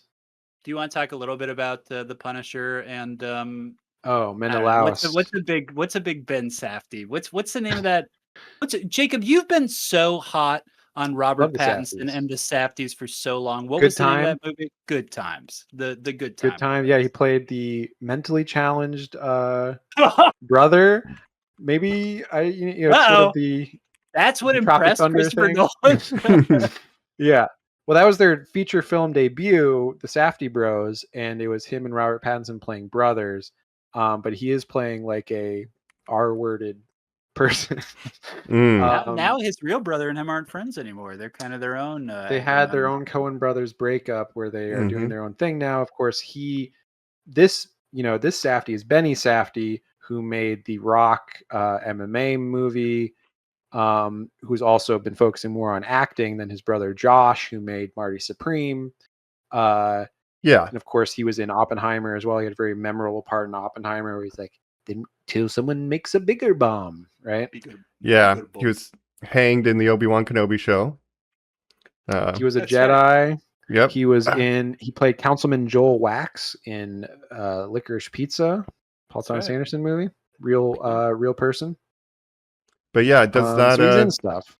Yeah, and he has a little bit in this. The armor looks cool, but this is like a big thematic thing from the poem too. Is like, so we did the thing at Troy, and then we find out like, oh, when he went home, like because he sacrificed one of their daughters to have good winds or whatever, his wife conspired to kill him with her lover, and so she murders him when he goes home. So in the underworld, he's like, yo, dog, don't trust your wife. We don't trust the women anymore. Yeah, it's like, guys. But it is tied in almost to the lack of the gods to have the King of Kings be faceless. This is the King of the Greeks who called in the other King of the Greeks to engage. The other in kings were bow down to him. Mm-hmm. It's very much stated that, yes, we all know the myth of Helen of Troy. This is not about this. It's actually about trade routes and embargoes, aka the Phantom Menace. Yeah, and that this huge, shadowing figure is like pulling the strings and doing all this. And all the marketing was this black armor, this gold spine on the back of it. And you're like, who is this? Is that Odysseus? You don't know. And then again, to reiterate what I find so funny, this hulking mass, 6'5" figure. Right.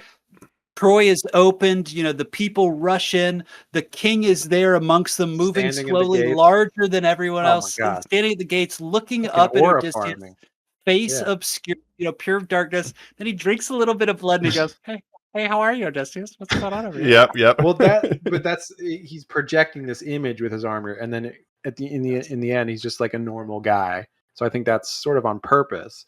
Yeah. But probably one of the more Greek-looking people in this movie, and we don't even see his face, just that he has the huge black curly hair. The shock of see him in Hades. So his wife is Clytemnestra, who is the twin sister of Helen of Troy. So Helen is married to Menelaus, who's Agamemnon's brother, John Bernthal. And so he is married to Clytemnestra, who kills him when he returns home from the Trojan War, because he, as it said in the movie, he sacrificed his daughter just for favorable winds. That's how much of like a hard ass he is, kind of. And I don't remember that from the building him up as this image. Interesting.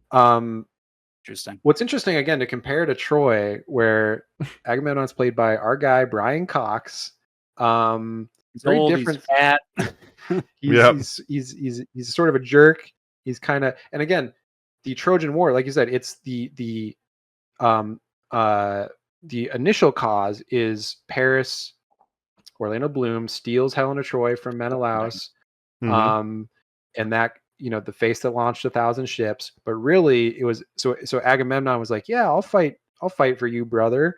But really, it was about just Agamemnon wanting Troy for himself and the trade routes and all that stuff. So it really wasn't about Helen. That was just sort of the Strait of Hormuz. Right. But that hard to be a twin where one of you is known as the face that launched 1,000. Damn, yeah, that's true. Right. Like, but if they're identical twins, then even if I just don't know that anybody else is framing you that way is the issue. It's all about marketing. You got to get yourself out there. Two Lupitas. Dang. Yeah. Yeah, the Menelaus marketing department. Wouldn't mind it. Nope. And Menelaus is like the younger brother of Agamemnon. So, but fun fact about Agamemnon and fun fact about Dune, talking about Dune, House Atreides in Dune is canonically descended from Agamemnon. Whoa! Right? I bet you didn't know that. I didn't know that. Why does it get into that? So, if I may ask? So Atreides means son of Atreus. Atreus is Agamemnon's father. It was the house of Atreus and the house Atreides. So they are descended. So Dune takes place in the far future of our world, like 20,000 years or whatever, right? So they are descended directly from Agamemnon. Wow. Okay, that is a fun fact. Robert Pattinson's going to be in that movie, also with Athena, by the way, aka Zendaya. That's right. And by the way, I saw the sneak peek of Dune Part 3 in front of this movie in IMAX. You guys didn't get that? Nope, did not get that.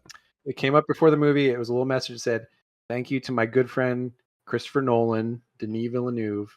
And Nice. it was insane. It was a battle scene where Javier Bardem and the Fremen land on this planet that's raining, and then there's this insane battle scene, and it just looks like it's going to be totally insane, like totally sensory overload, like going crazy. So looked pretty sick. Looking forward to Doomsday, for sure. Yeah, but now you know House Atreides. It's descended Descended from Agamemnon. Yeah. So it's a sequel to this movie. Got it. Yeah, That's right. Okay. But yeah, I thought the Agamemnon armor looks super cool, and some people are like, I don't know, it's not historically accurate.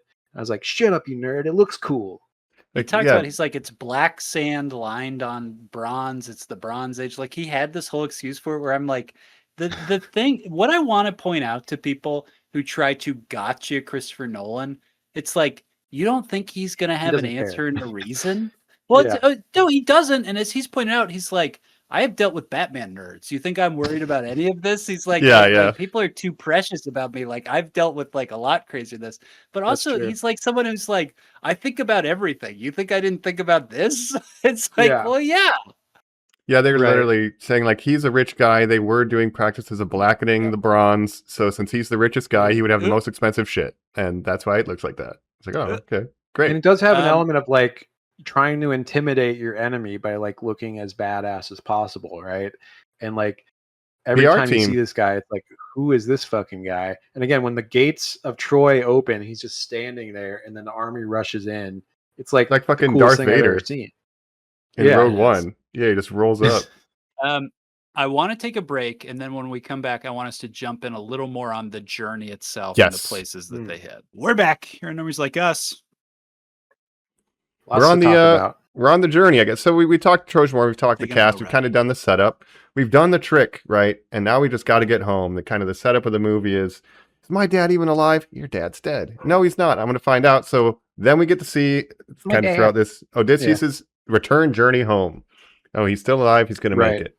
I have some bullet points of kind of first of all, chronologically the journey to like beep beep beep beep if you want to run through, but go ahead. Can I just say, first of all, I love the scene, the Trojan horse scene, incredible. The attack on Troy, incredible scene. And I also when they're leaving the beach and Odysseus is like, 10 years on this fucking beach, let's go home. And like, that's this shit. I was like, I don't know if that's like an accurate thing that Odysseus would say, but I did like that line. Well, you have to understand, the Punisher just gave him one of these.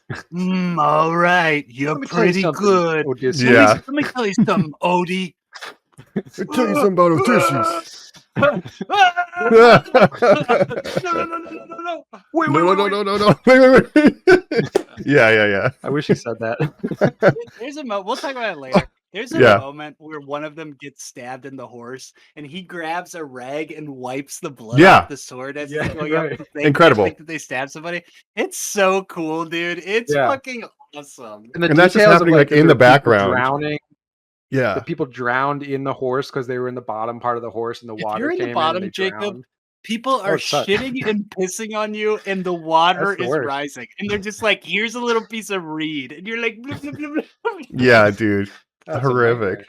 Yeah, to tackle the logistics of that was crazy. But I don't know how they didn't feel like the weight of 45 men inside a hollow wooden horse as they're trying to pull it along. But, the movie's got to happen. And again, it's a totally mythological concept. Like that never happened in real life. So it's a little bit, fictional, but it's a cool concept. And we get also, he sees the priestess of Athena. It's Zendaya. She gets killed in front of his own eyes, Matt Damon, and he's seeing Athena throughout the movie, but it's like, is it really Athena or is it PTSD? Or does she just come to him like that? And that's kind of open-ended. He's seeing that face as a representation of Athena, but it might not be the real Athena, or it might be his conscious speech. It might not even be real. But so the gods are very kind of, are they or are they not?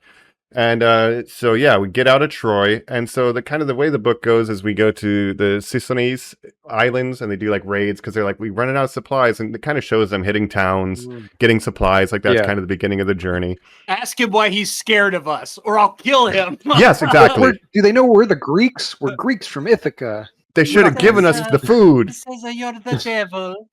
Yeah. They're the sea people. Yeah. So that's kind of the first stop. The next thing in the book is it gets rolled into Calypso's island, but it's the Lotus Eaters. So they go to the island of the Lotus Eaters, where all these Right. guys are I just know, you taking kinda combine drugs. that. Yeah, so they kind of Yeah. move that into Odysseus and Calypso. So that's not really in this part. But the next main thing Again, that kind of shows sets, how. Mhm.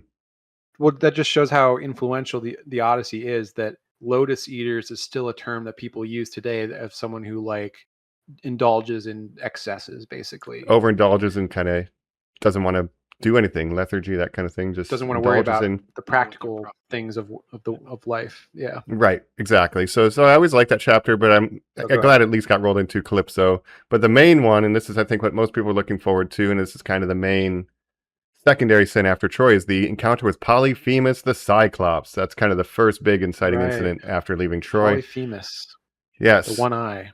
Yes. So this is again, they're breaking Xenia. They go in, they're like, oh, free cheese. Hell yeah. I'm sure he won't mind. He's going to give it to us Cheese. anyway. It's actually really good. It's Yeah. really good. The bag cheese on the wall is good. They're like, Well, Yeah. it's probably how does he sheep. tell it's like, hey, slow down.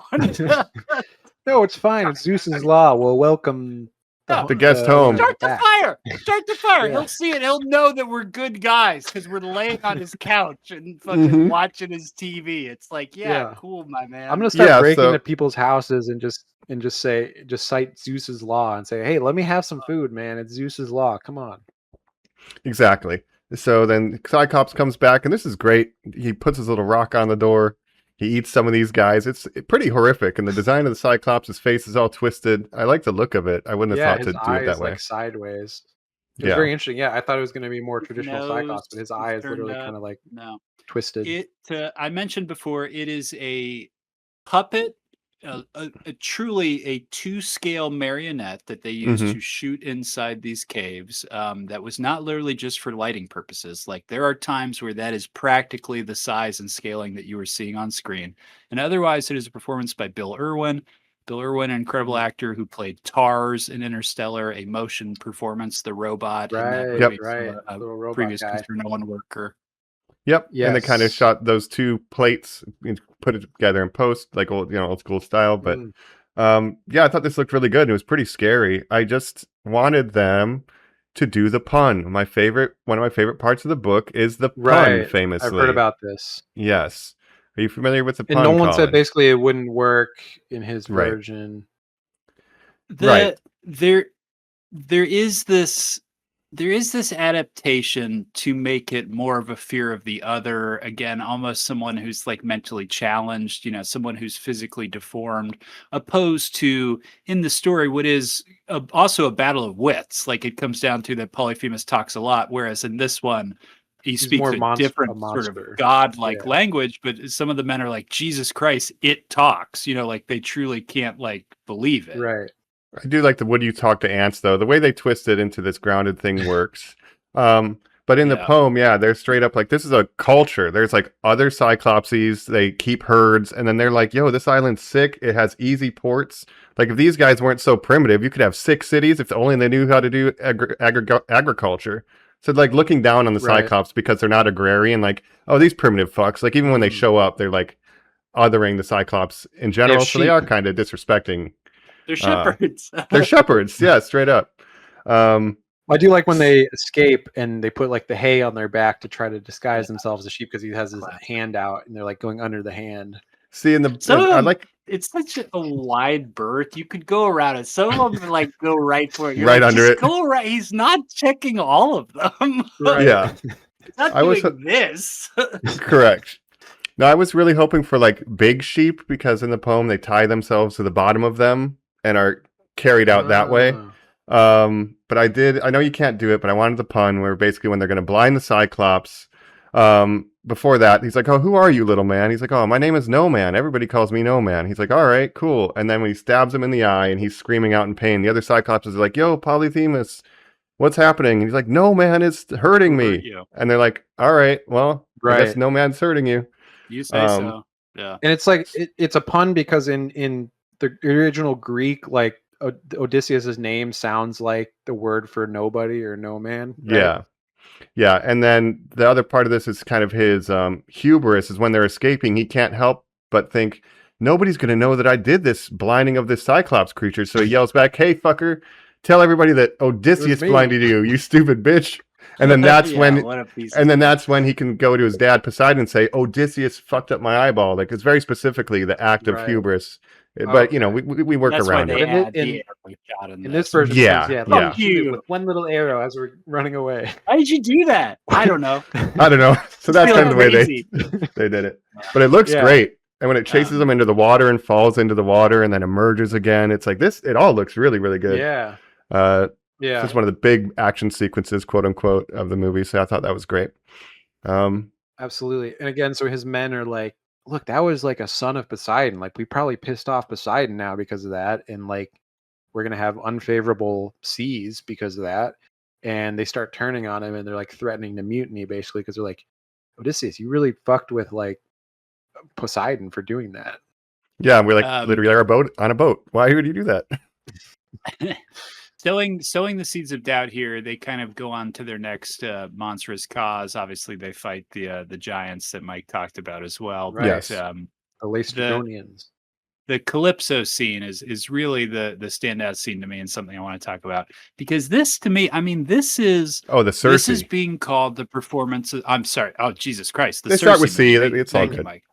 I mixed Oh, those two up. Samantha Morton. Yes, Samantha Morton. Cersei. this was Now, incredible. Jacob, this is a performance where I would argue that the star power casting thing goes to show you don't need it because Samantha Morton is not a blockbuster opening, top tier actor, and she is the one No. in this movie who's blowing people away the most. But Mhm. if you're familiar with Samantha Morton, anytime she's in anything, she's like always really good. Like, she's a really good actor. Horrible. So anytime she appears in anything, I'm like, oh shit, Samantha Morton. And she's not like a huge name star, maybe, but anytime I see her, I'm like, damn, she's a good actress. What are those Colin Firth spy movies where he's like the gentle, the English gentleman, whatever those are called, where they put their little down suits on and do. I can't remember what the fuck those are called, but I know. Oh, the Gentleman. whatever those. I can't remember. Yeah. That. It's so close to that. But Samantha Morton plays in either the first or the second one like a 3-line character, Jacob. And I remember seeing that in theaters and being like, "Oh, she's gone." Like, she's not going to be in big movies anymore. This incredible actress who had so much. I mean, Breaking Waves was so important to me as a kid. Yeah. Modern Caller is so incredible. She's always been there. Yeah, and she was in The Walking Dead, in late season Walking Dead that you guys might not even seen because you fell off of that show before that. But she plays like an incredible villain character in like season 9 and 10 of. But that's not a good sign for me, Jacob. That's she's hard. She's so good. Like, she's so much better than like everyone else in The Walking Dead, where she comes in, she plays the leader of the Whispers, which are like these people that like dress as zombies and like disguise. Oh right, and yeah, I she's, vaguely remember that. Yeah, so great actress, and Cersei, very interesting scenes. Yeah, because by the time they roll up She's a here, witch. they lose all but one of their ships to the Lystigarians. So the men are pissed off. Yeah. So when they get off the boat, they're like, "Hey man, how about you stay here, Odysseus?" He's like, "Is this a mutiny? Only if you want it to be, buddy." It's like, "All right, I get it. I get it. I've made We're some gonna bad go get choices. some food. Yeah, you watch the boat. Give me your bow and arrow." He's like, I'm gonna go hunt. I'm gonna make all of us dinner, and they roll their eyes and go like, okay, like it's really funny actually how it goes. I thought it was great. Yeah. Yeah. So they go up and you start seeing the lion, and I don't remember this from the poem. But you see the lion and the leopard, all these predators that are acting kind of docile. It's very strange. See all these animals, and they have like a human-like quality to them or something. There's like armor lying next to him and shit. So yeah, like, what is this? And we meet Cersei. She's freaking out. Like, "Oh, don't hurt me! Don't hurt me! We're not going to hurt you. We're kind." This is Hamish Patel kind of taking the lead on this kind of portion of the story. She's like, "Okay, like, we're not going to hurt you, but give us food because we are hungry. Like, we need your food. So we're not going to hurt you, but like, definitely feed us." She's like, "Oh, great, yeah, I have this stew." Just leave your armor and weapons out back. And when they go out back and there's so much armor, I'm like, yeah, I don't know, that should guys. have been a red flag. No, not me, man. I'd be saying, well, it's normal stew, right? Yes. It's normal stew. Yeah. It's not gonna do anything weird to me, right? It's not, I'm not Mhm. gonna get like tentacles or like long intestines that I'm slurping on instead of noodles, right? Mhm. No. And now this scene was crazy when they're eating the stew and they're going to town, and then the way They, she like, can't turns them stop. into the pigs, the physical transformation where they're basically werewolfing out, but she's like pulling on their like faces and stuff. Like Yeah. incredible practical scene here. What was the name of that lady in the Wolverine and Deadpool movie who puts her fingers in your head? You know? Oh, Remember Emma Corrin.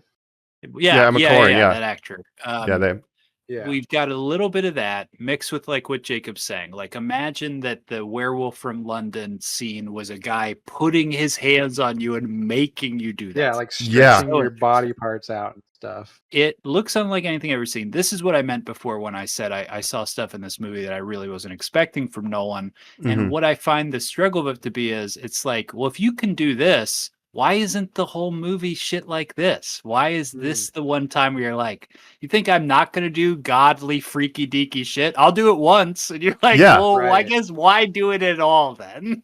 This is the part Right. where the magic is not apparent. It is definitely magic, and it is here and very real and very scary. But it's the only point in the movie where this exists, aside from maybe the Cyclops. Not even magic; he's just a guy. There's Well, we the see the Cyclops and Scylla and like these But monsters but and the things, thing right? about Tribidus and Scylla is that literally you're like, okay, Tribidi is described as a whirlpool that's maybe alive, and you're like, what he's gonna do is make it a whirlpool. That's so obvious. Easy. And then Yeah. the Scylla thing, you're like, what is this now? And it's the other thing with the Cersei, where you're like, what is this? This is so singularly alien tentacles scary or and something. weird. And he's like, don't Yeah. worry about it. I'm only doing it for a moment. You're like, no, I want all of it.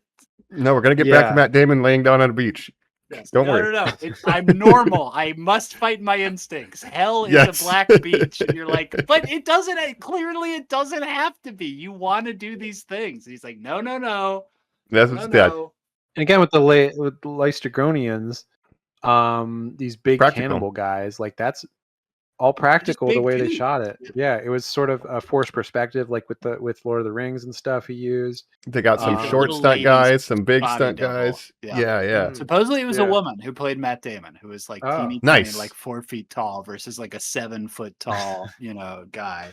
Yeah, and that's Yeah. all great, tipping over the boats. But this pig transformation scene, pulling at the snout and like literally forming at like Yeah. clay. I'd never seen anything like that. It blew me away. It's Crazy. all there's a scuffle with Matt Damon when he gets there that is all shot in IMAX close up that makes you feel like you are inside these people as they're having this conversation. The way that they're breathing, Yeah. the way that they're like holding each other, and he's saying, I'm gonna kill this fucking bird. I don't even know what it means to you, but I know it's important, and I will kill this bird. And the way she's looking at it, and then Samantha Morton just puts her eyes down, her attention down, and looks at the table as she gives a speech where she's like, men suck, men are pigs, aren't they? And you're just like, fuck, maybe this is what the movie's about. Like, this is so great. Like, it's so well acted. And Yeah, she if has anything, Nolan foresight doesn't too. go hard enough on that angle of like all the women in this movie are like, used by the men basically, like Penelope. Did they and hurt stuff. you? They would have.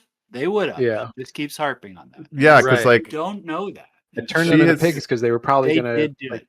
They already something. were.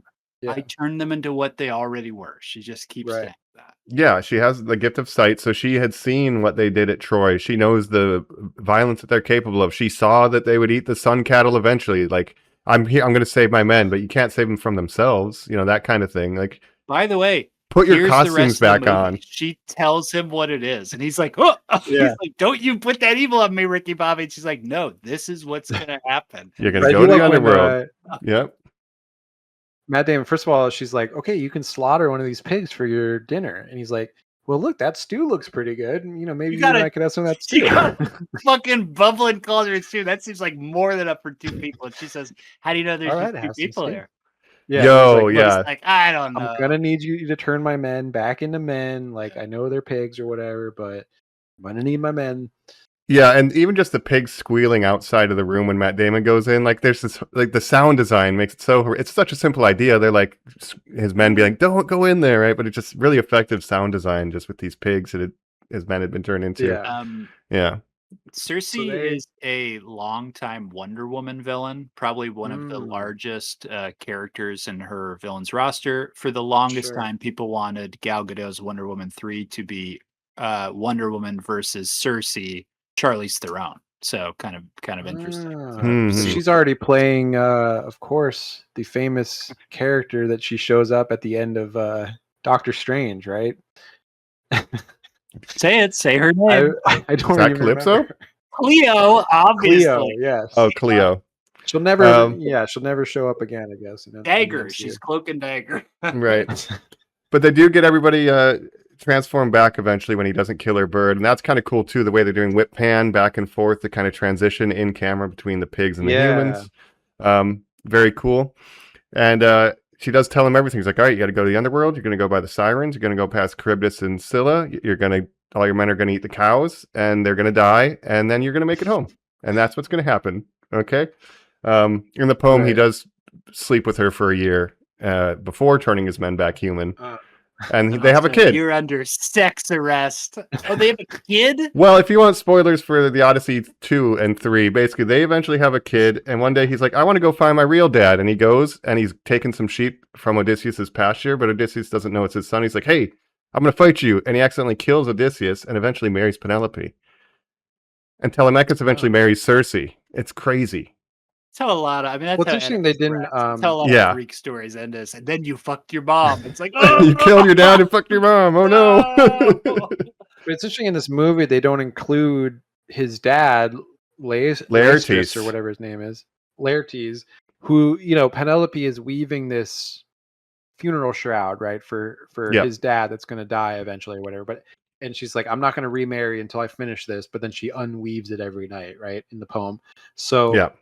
But in the end of the Odyssey, right, Laertes, like, he is a character in the Odyssey, but for some reason he's not in this. Yeah, there's no Laertes in this. Doesn't Odysseus also talk to his mom in Hades when he goes down there? He talks to his mom. To like 4 people. He talks to Achilles. He talked talks to, to like, Agamemnon. Talks to Achilles.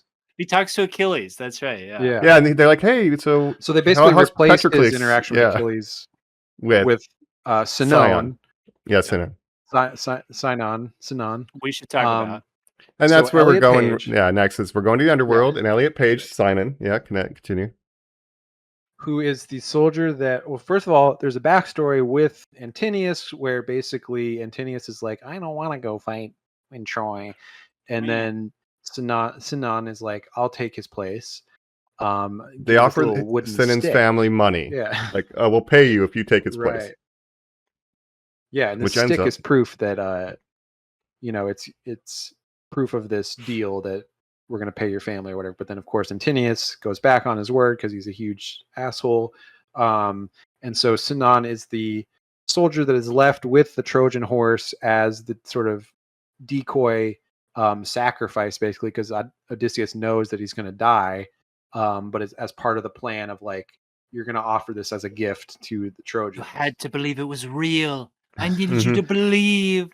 Yes. And So so they don't even Odysseus tell Sinon about it. did not even fill them in on the plan that we're going to be inside the horse. It's going to be crazy if it works. So yeah, it kind of betrays Sinon in that moment, dies thinking, that. Yeah, so then he meets him again in Hades, the underworld, and Sinon is like, what the fuck, man? Like, you didn't tell me that was going to happen. And Odysseus like, I'm sorry, like, we had to do it, blah, blah, blah. And then... Not cool, bro. Yeah. He's like, I was right there next to you. It's like, what good does that do me, you fuck? Yeah. But I didn't know. But I heard you die. Yeah. Take this stick. And give him Tinius a shame. Yeah. Yes. So, but yeah, and they also a lot of talk to people are cut out. Of course. Agamemnon says, yo, don't trust these ladies, which is true to the book. Yeah, go in disguise as an old Hey, by beggar the way- before you know what's happening. By Yeah. the way, did you hear how I died? It was totally so I died. You know what? Okay, bye. See you later. There is a lot of talk of the servants or slaves bathing and then wiping people down with oil and putting nice clothes on them in the book. It happens a lot. When you go to somebody's house, they have their servants bathe you, they wipe you down with oil and put a little tunic on you, and they do that with Agamemnon, and then she You get a stabs him little in the neck. flashback. Yeah. of Agamemnon returning home. He's like, yes, I was bathed, I was made soft, and all Yes. this stuff, and then my wife stabbed me Anointed. only because I killed my daughter. Like, what the hell? Yeah, but I was happy to see the oiling So up lame. representation. Just so lame, you know? Yeah, The way he Yeah. describes it, he's like she was totally in one of her moods. Yeah, she's dude. totally Yeah, I hysterical. Just because I sacrificed our daughter to have good wins, like, come It on. was a girl. Did I mention that? Yeah, get over it. Yeah, Oh, I and also then like the part in the beginning when John Leguizamo's just throwing puppies. yo, off the forgot about ground. that. Can I say real quick? Yeah, this- There's no way any of those dogs turned into the old dog. Those puppies were very different a breed of different dog. breed. Yeah, That's it's not so the same weird. dog. It was like a beagle, and then it cut to Right. like a German shepherd. And I'm like, that's not the same dog.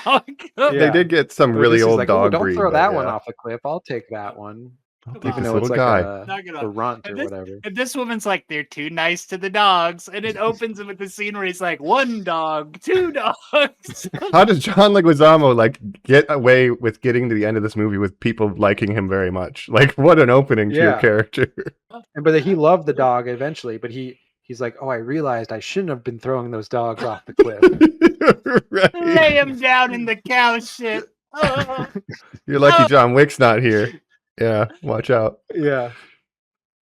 But then Yeah. Tinius's This is like dudes show up and like kill all his other dogs, and he's like, I'm burning the bodies of the dogs because those people came and killed them.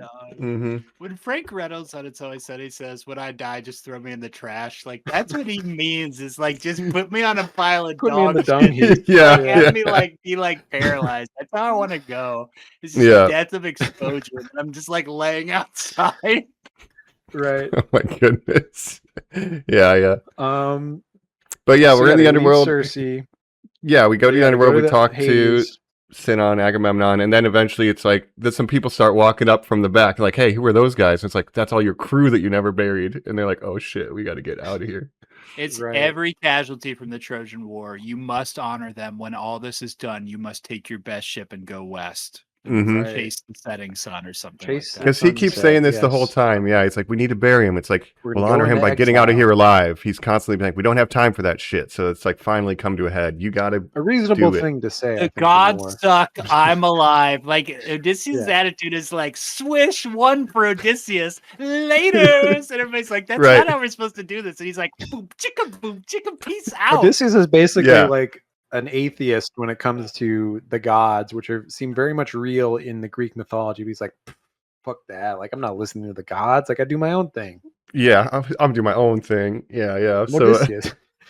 Nah, I'm gonna do my own thing. Odysseus, my favorite quote.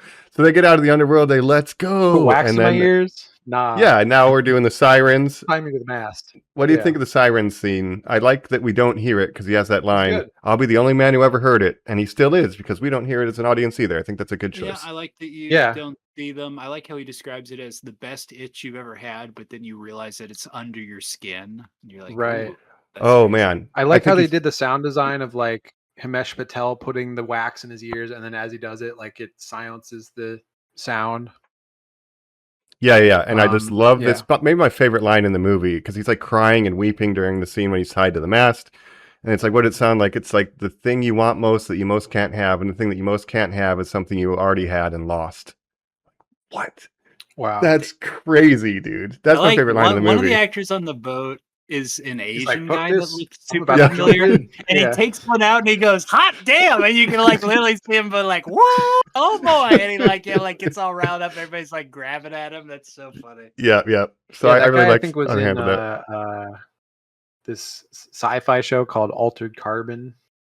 Oh, I've seen The a guy you're couple. talking about, I've seen like half a season of that. Yeah. Interesting. William I like the- Lee. Okay, yeah. But I like that we don't show a close up of them on like there's some ladies over there on the rock, but we don't ever cut to it. It's just from the perspective of the boat. Like we don't really need to get in there. I Right. don't know. It's handled pretty well for a pretty And famously, he's tied to the mast. Yeah. And then so Scylla they- and then they get Charybdis. to, Charybdis and Scylla. Yeah. So how is the Scylla described in the poem? Because I didn't understand what that was even. Isn't it supposed just to a be. mess of tentacles, Mike? Like it's almost It's like a six-headed Hydra-esque. snake kind of thing, yeah. And it's explicitly female because women are dangerous.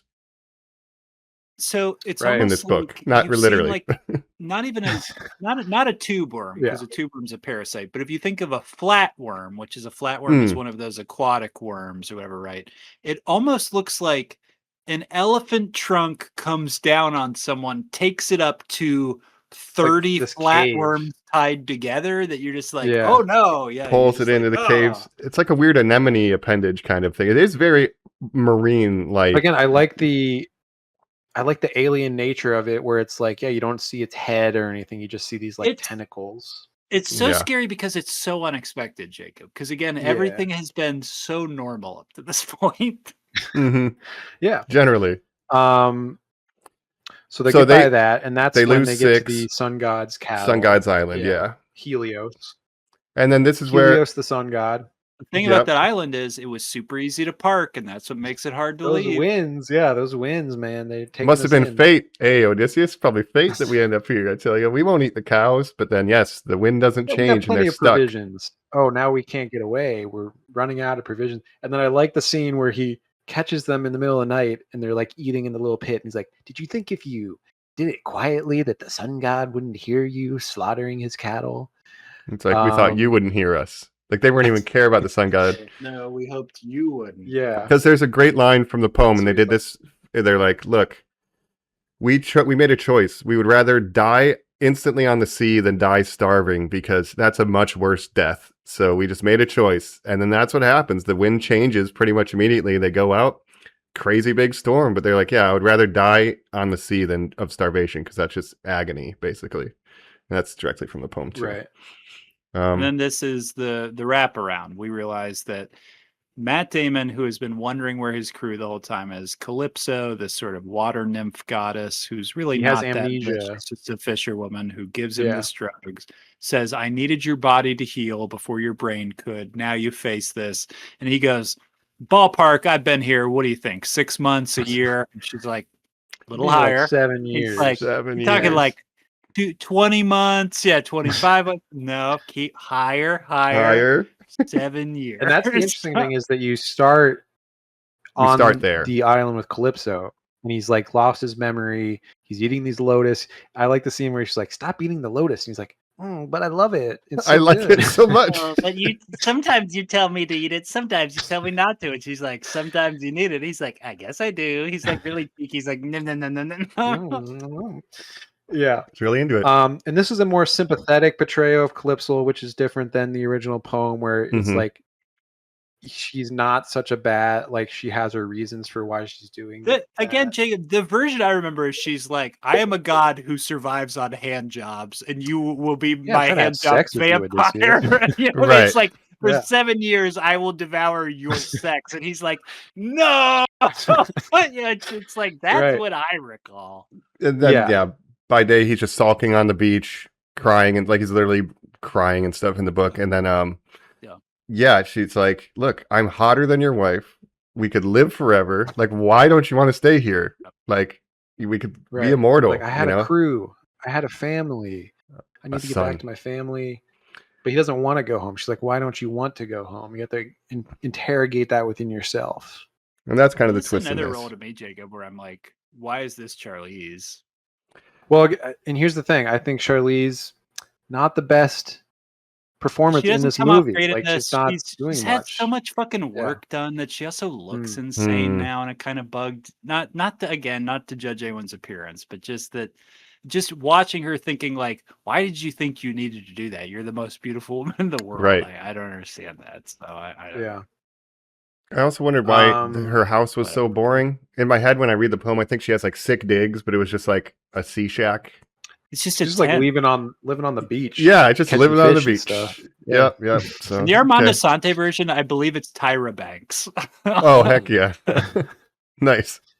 Might have to stay on that island for a while. Yeah. Yeah, but eventually, yeah, I think in the poem, Athena or someone comes and says, "Look, you just got to send him back. It's time. It's time. He's gonna get Right. home." The fucking Hermes comes down. Hermes has comes, a huge yeah. fight where he's like, "Bitch, I've sent you 1,000 messages from everybody up there. It's time for him to go." And she's like, "But I Not don't checking want your to. email. It's hand job o'clock." And he's like, "No more hand jobs. You're done." You're Yeah. done. Odysseus needs to get home. He's tired. So finally And- he leaves. the island of Calypso, right? If we're getting into the third act of this movie, which is Yes. the The big final hour, which is Yeah. literally like, and what if it It's a just lot. becomes John Wick? Well, this is the famous scene where he returns home and does his famous axe bow trick where he shoots the arrow through all the axes, and he's the only one who can string his bow.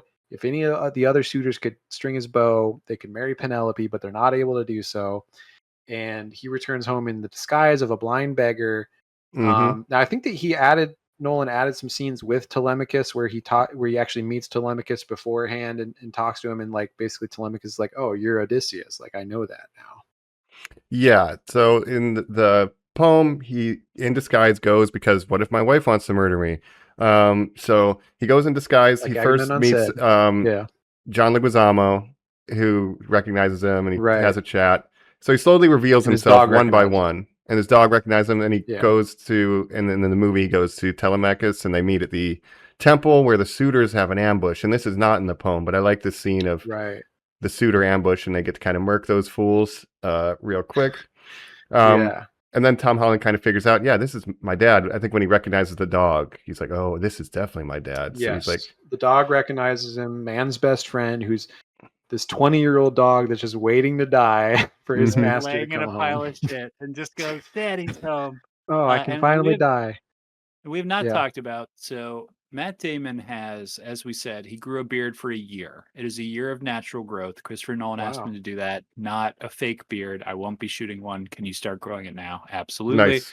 Super long, dressed like a beggar. He's just in white robes. Now, what he has when he lifts up those robes, Jacob, you might notice when he's washed up on the beach, is washboard daddy abs, the strongest looking body that you've ever seen in your Sure. life. So these scenes that have to be him being the only one who can bend the bow, the assassins in the temple where he has to go like bang, bang, bang, and, and do like quick action karate or whatever.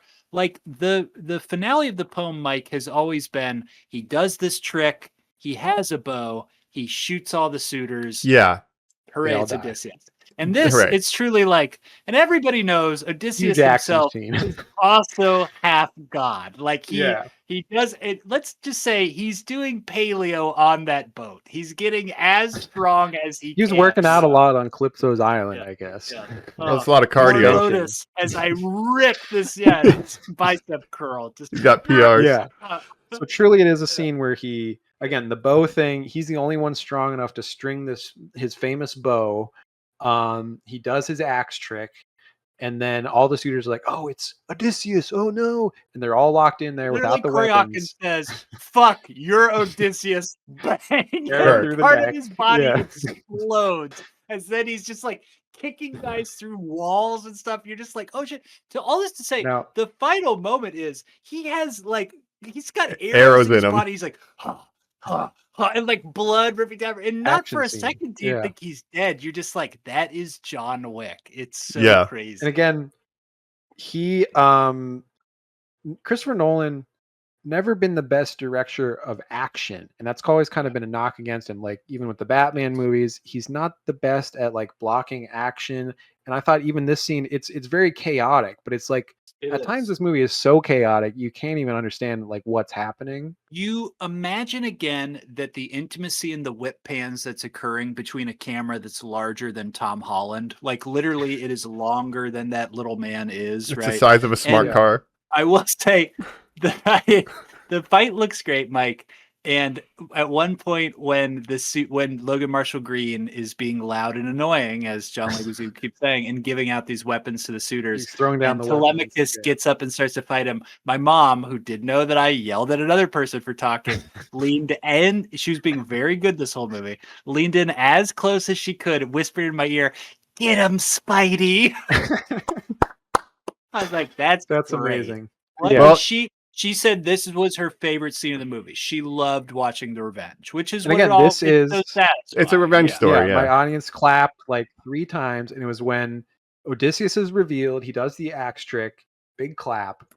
Corey Now- Hawkins gets the arrow in the neck, big clap, and then eventually Yeah, I I think brought- when they kill Atinius, there's another clap. Yeah. Now, I brought this up before. The film released 2 years ago with Ray Fiennes, The Return, that is literally just this act of the story as a movie. Sure. Have you guys Yeah. seen that movie where I Ray tried- Fiennes is fucking ripped Oh, as hell? Also, Jack Oh, too. sure, yeah. I have not seen that. I wanted to fit it in, but could not quite. I'll probably throw it on tomorrow or something when I eat dinner because I And was I do intrigued wanna by For it. watch some that, reason, the PBS show Wishbone, if you guys recall, where the little course, dog yes. reenacts books, for some reason the Odyssey I did see episode that. only covers this This part. finale as well. The part the with famous- the suitors. It's the most famous Interesting. part, I would say. The yeah. bow, the arrow through the axes is like a very famous part of this that's been redone a lot, It's right? it's the logo for that film studio SKG, That's if right. you recall. Yeah. Yeah.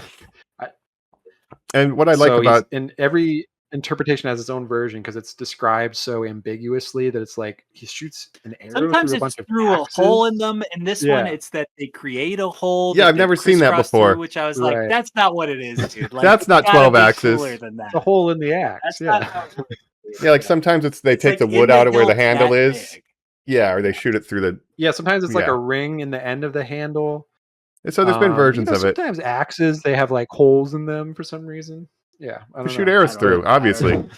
I'm not But- as familiar with axes as I should be. I don't know. Yeah, but I like the night before, basically, Odysseus goes to the feast, and then everyone's like, oh, look at this poor beggar, fuck this guy, and then after the feast, they're like, oh, the mistress wants to talk to you, and as the old man, he goes to talk to Penelope through the screen, and that's where he's doing like, you know, maybe we didn't know if we wanted to come home after what we'd done, and we fucked everything up, and like, that's kind of a lot to carry, and I think in that moment, Penelope's realizing, oh, Odysseus is alive, but he's not here yet, but he'll be here soon, and like, she clocks it, and it's like, okay, here's what we're gonna do. Hide the pin. weapons, get the bow pin, and arrow remember, she thing gave set him up. The pin. What was he wearing? Yeah. If anyone claims to have seen Odysseus, she asks him, "Oh, what was he wearing?" Oh, a strange pin of Athena, right? So Yes. he's able to answer that. I So like yeah, the she maid says, seeing. "I will, whoever can do this trick, I will marry that suitor." Yeah. Yep. But I like that she kind of realizes because like, all Robin right, let's Hood. put all the weapons upstairs. We're gonna have a banquet. Like, get everybody back in here right now. Like, she kind of realizes maybe Odysseus is here.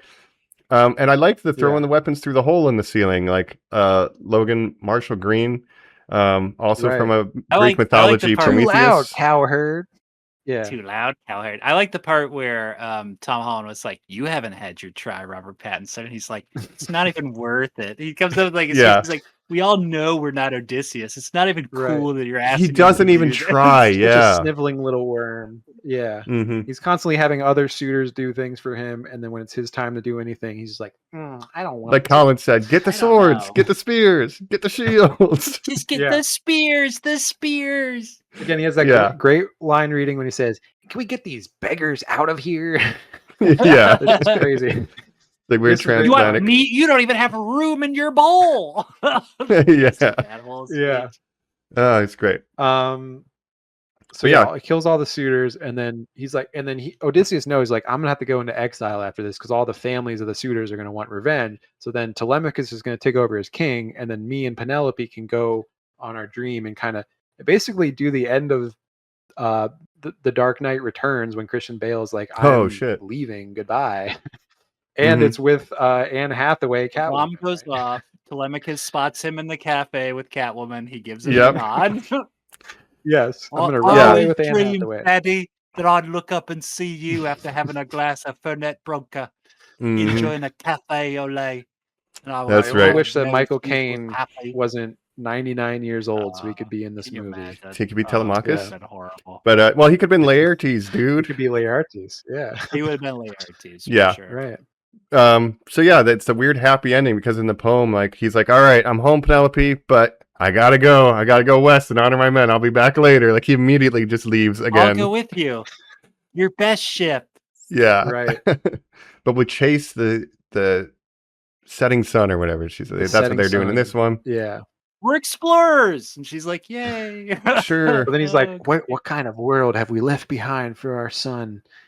This dark this Bronze Age is ending. People. Yeah, he says the Bronze he Age calls is it out. ending. He's like, This this Age of Bronze is is ending. over. Yeah. Okay, you got it. This You did Age it. of Empires is complete. This Age of Play game Empires. 2. Download disc now. Age of What are you Mythology. saying? Yeah. Huh? But that's so that's the Odyssey. the Odyssey. I didn't clock That's with me until the third act when all of it's kind of coming to a head and you're getting the themes and, oh, we're the people from the sea and we changed the world for the worse. Like, for a while there, because it's so naturalistic, I was like, this is good, but is it special? Like, every shot is special because it's IMAX and the technicality. I'm like, it's almost like too real. And then once all the theming came around by the third act, it really clicked, and that's when I liked it. Your brain turns off watching the whole thing, but truly, when it's the final setup and he's giving the speech to Penelope about, like, here's what really went down, and you see all of Troy shot by firelight, you know, the what the statues look like, the number of extras. That is when you are like, oh, I've been enjoying a real film this entire time. I'm seeing like a movie, like cinema, true cinema. Yeah, it comes to a head for Again, the really well. length, like being a 3-hour movie, actually Nolan's longest movie to date, it did not feel long to me at all because it's so much happens that I felt like the shortest 3-hour movie I've ever seen, and that I did not really feel the length, especially by the third act. I was so invested in the whole revenge thing that, like, it really ramps up in that third hour. And so the first 2 hours are sort of the build up, the journey, and then the denouement. So I thought it moved pretty well for being such a long film. Yeah. But I don't know, do we want to head over to final thoughts now that we've slaughtered all these suitors? And then the ones that are not dead Let's at least bent the knee. Let's hit it up. That's right. Let's hit it up. We're back. We've lost Colin to the Cyclops. I told him not to eat that cheese, but he didn't listen. Yeah. So it's going to be me. He also said this movie was too woke and he can't yeah, talk about it anymore. It's too woke. He said he doesn't want to talk about it anymore. Man. Yeah. So before we get into final thoughts, the online discourse was a huge thing from the time they announced casting. Yeah. Like, the bullshit stirs are stirring the bullshit, you know. So we just want to address all that bullshit. I briefly wanted to talk about it. Yeah, because this movie had the most insane online discourse, the stupidest online discourse I think I've seen since probably The Last Jedi. And actually, it's even worse than The Last Jedi because I can understand a lot of the criticisms that people had of The Last Jedi. And I understand, even though I'm a fan of The Last Jedi myself, I understood the people that didn't like it, not because of wokeness or whatever, but had legitimate criticisms. I understood that. Yeah. Now, this movie, completely insane because so you have this whole right-wing online community, right? Of just people right-wing YouTubers, social media people online that decided, and they've done this with Supergirl, with Snow White, with The Little Mermaid. Their cottage industry is rage baiting over. Yes. Oh, you put a woman in it, you put a person of color in it, now it's woke, blah blah blah. And of course that worked for low-hanging fruit like Disney live action remakes and mid superhero movies and things like that. So yeah, when Supergirl was a box office failure, they're like, see, go woke, go broke. But obviously that movie did not fail because it was woke. No, right? It failed for other unrelated reasons. Yeah, due to quality of filmmaking. Pull this shit with a Christopher Nolan movie, I was like, this is not going to end well for you. No, you think that a Christopher Nolan, they basically tricked themselves into thinking that a Christopher Nolan Odyssey movie was going to be a box office failure because of woke casting, because there's this whole conspiracy theory, and this was passed on by people like Elon Musk, the richest person in the world, who owns the platform. Yes, and the thing is, I'm on Twitter, so I see all this stuff. Like, it's a hell site. Like, I shouldn't be on it, but I'm addicted to scrolling, so I see all this bullshit. And the Lotus Eaters. I don't think a lot of normies may not understand that. Like, there's just like open white supremacism and things like on Twitter. Like, Elon Musk is like literally a white supremacist. Like, he's a Nazi. Like, I saw him do the might sound hyperbolic, but he is. The things he posts, the things he reposts on Twitter or X, whatever you want to call it. Well, you can tell a lot about politics by what someone calls Twitter. The term they use tells you a lot about maybe where they stand. That's what I believe, at least. Yes, but there's truly this online echo chamber of white supremacists, of racist, of bigot people that had this whole conspiracy theory that and it came down to the casting of number one, Lupita Nyong'o as Helen of Troy, and Mm-hmm. also Clytemnestra, as we know, Yeah.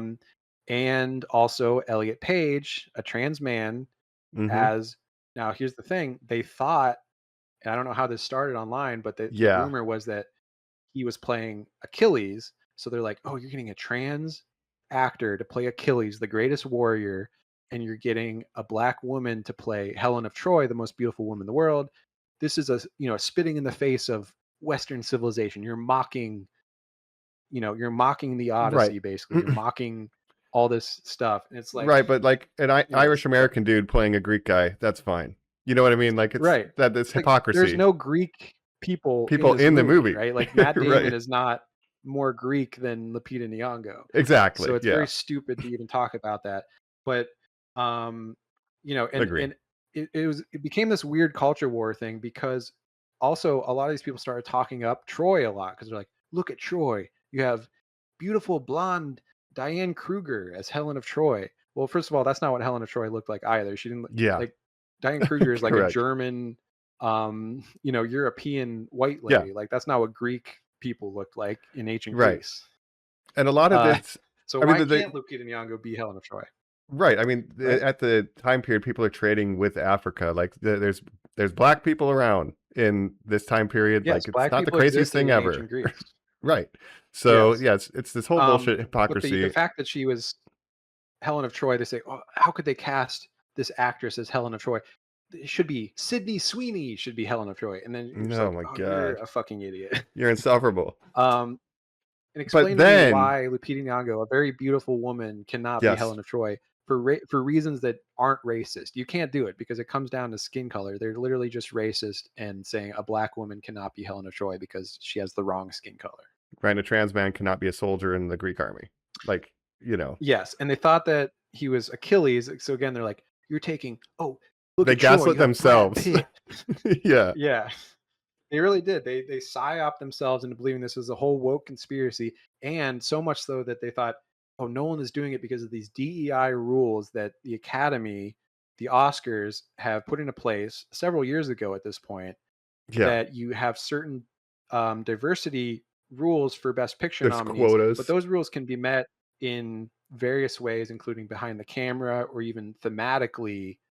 So they actually went back and looked, like every Best Picture winner in Oscar history would meet those guidelines, including, again, Christopher Nolan just won an Oscar for a movie called Oppenheimer that had a pretty much all white cast that still met those diversity quotas.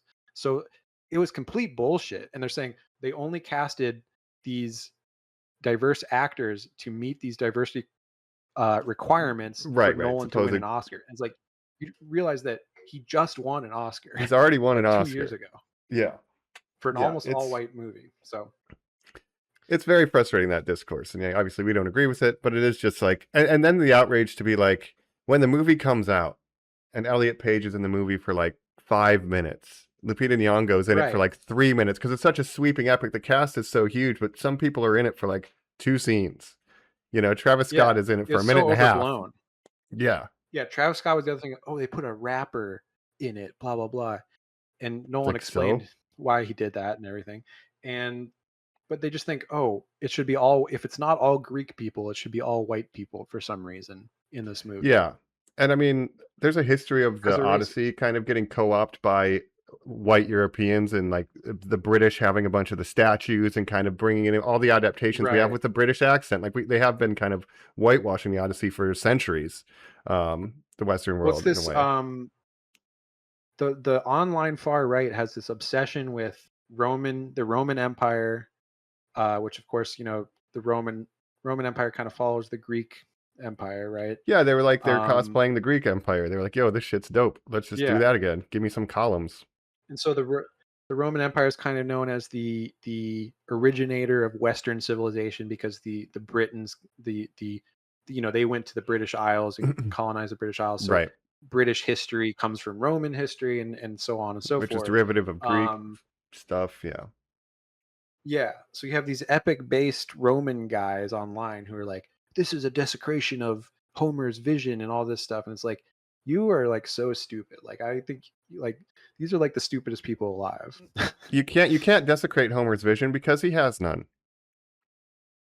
Yeah. Get it? And that's the Because thing he's is a like blind every poet. version of the Odyssey, right? But every version of the Odyssey gets remixed and reimagined. That's what's so great about, the narrative over time.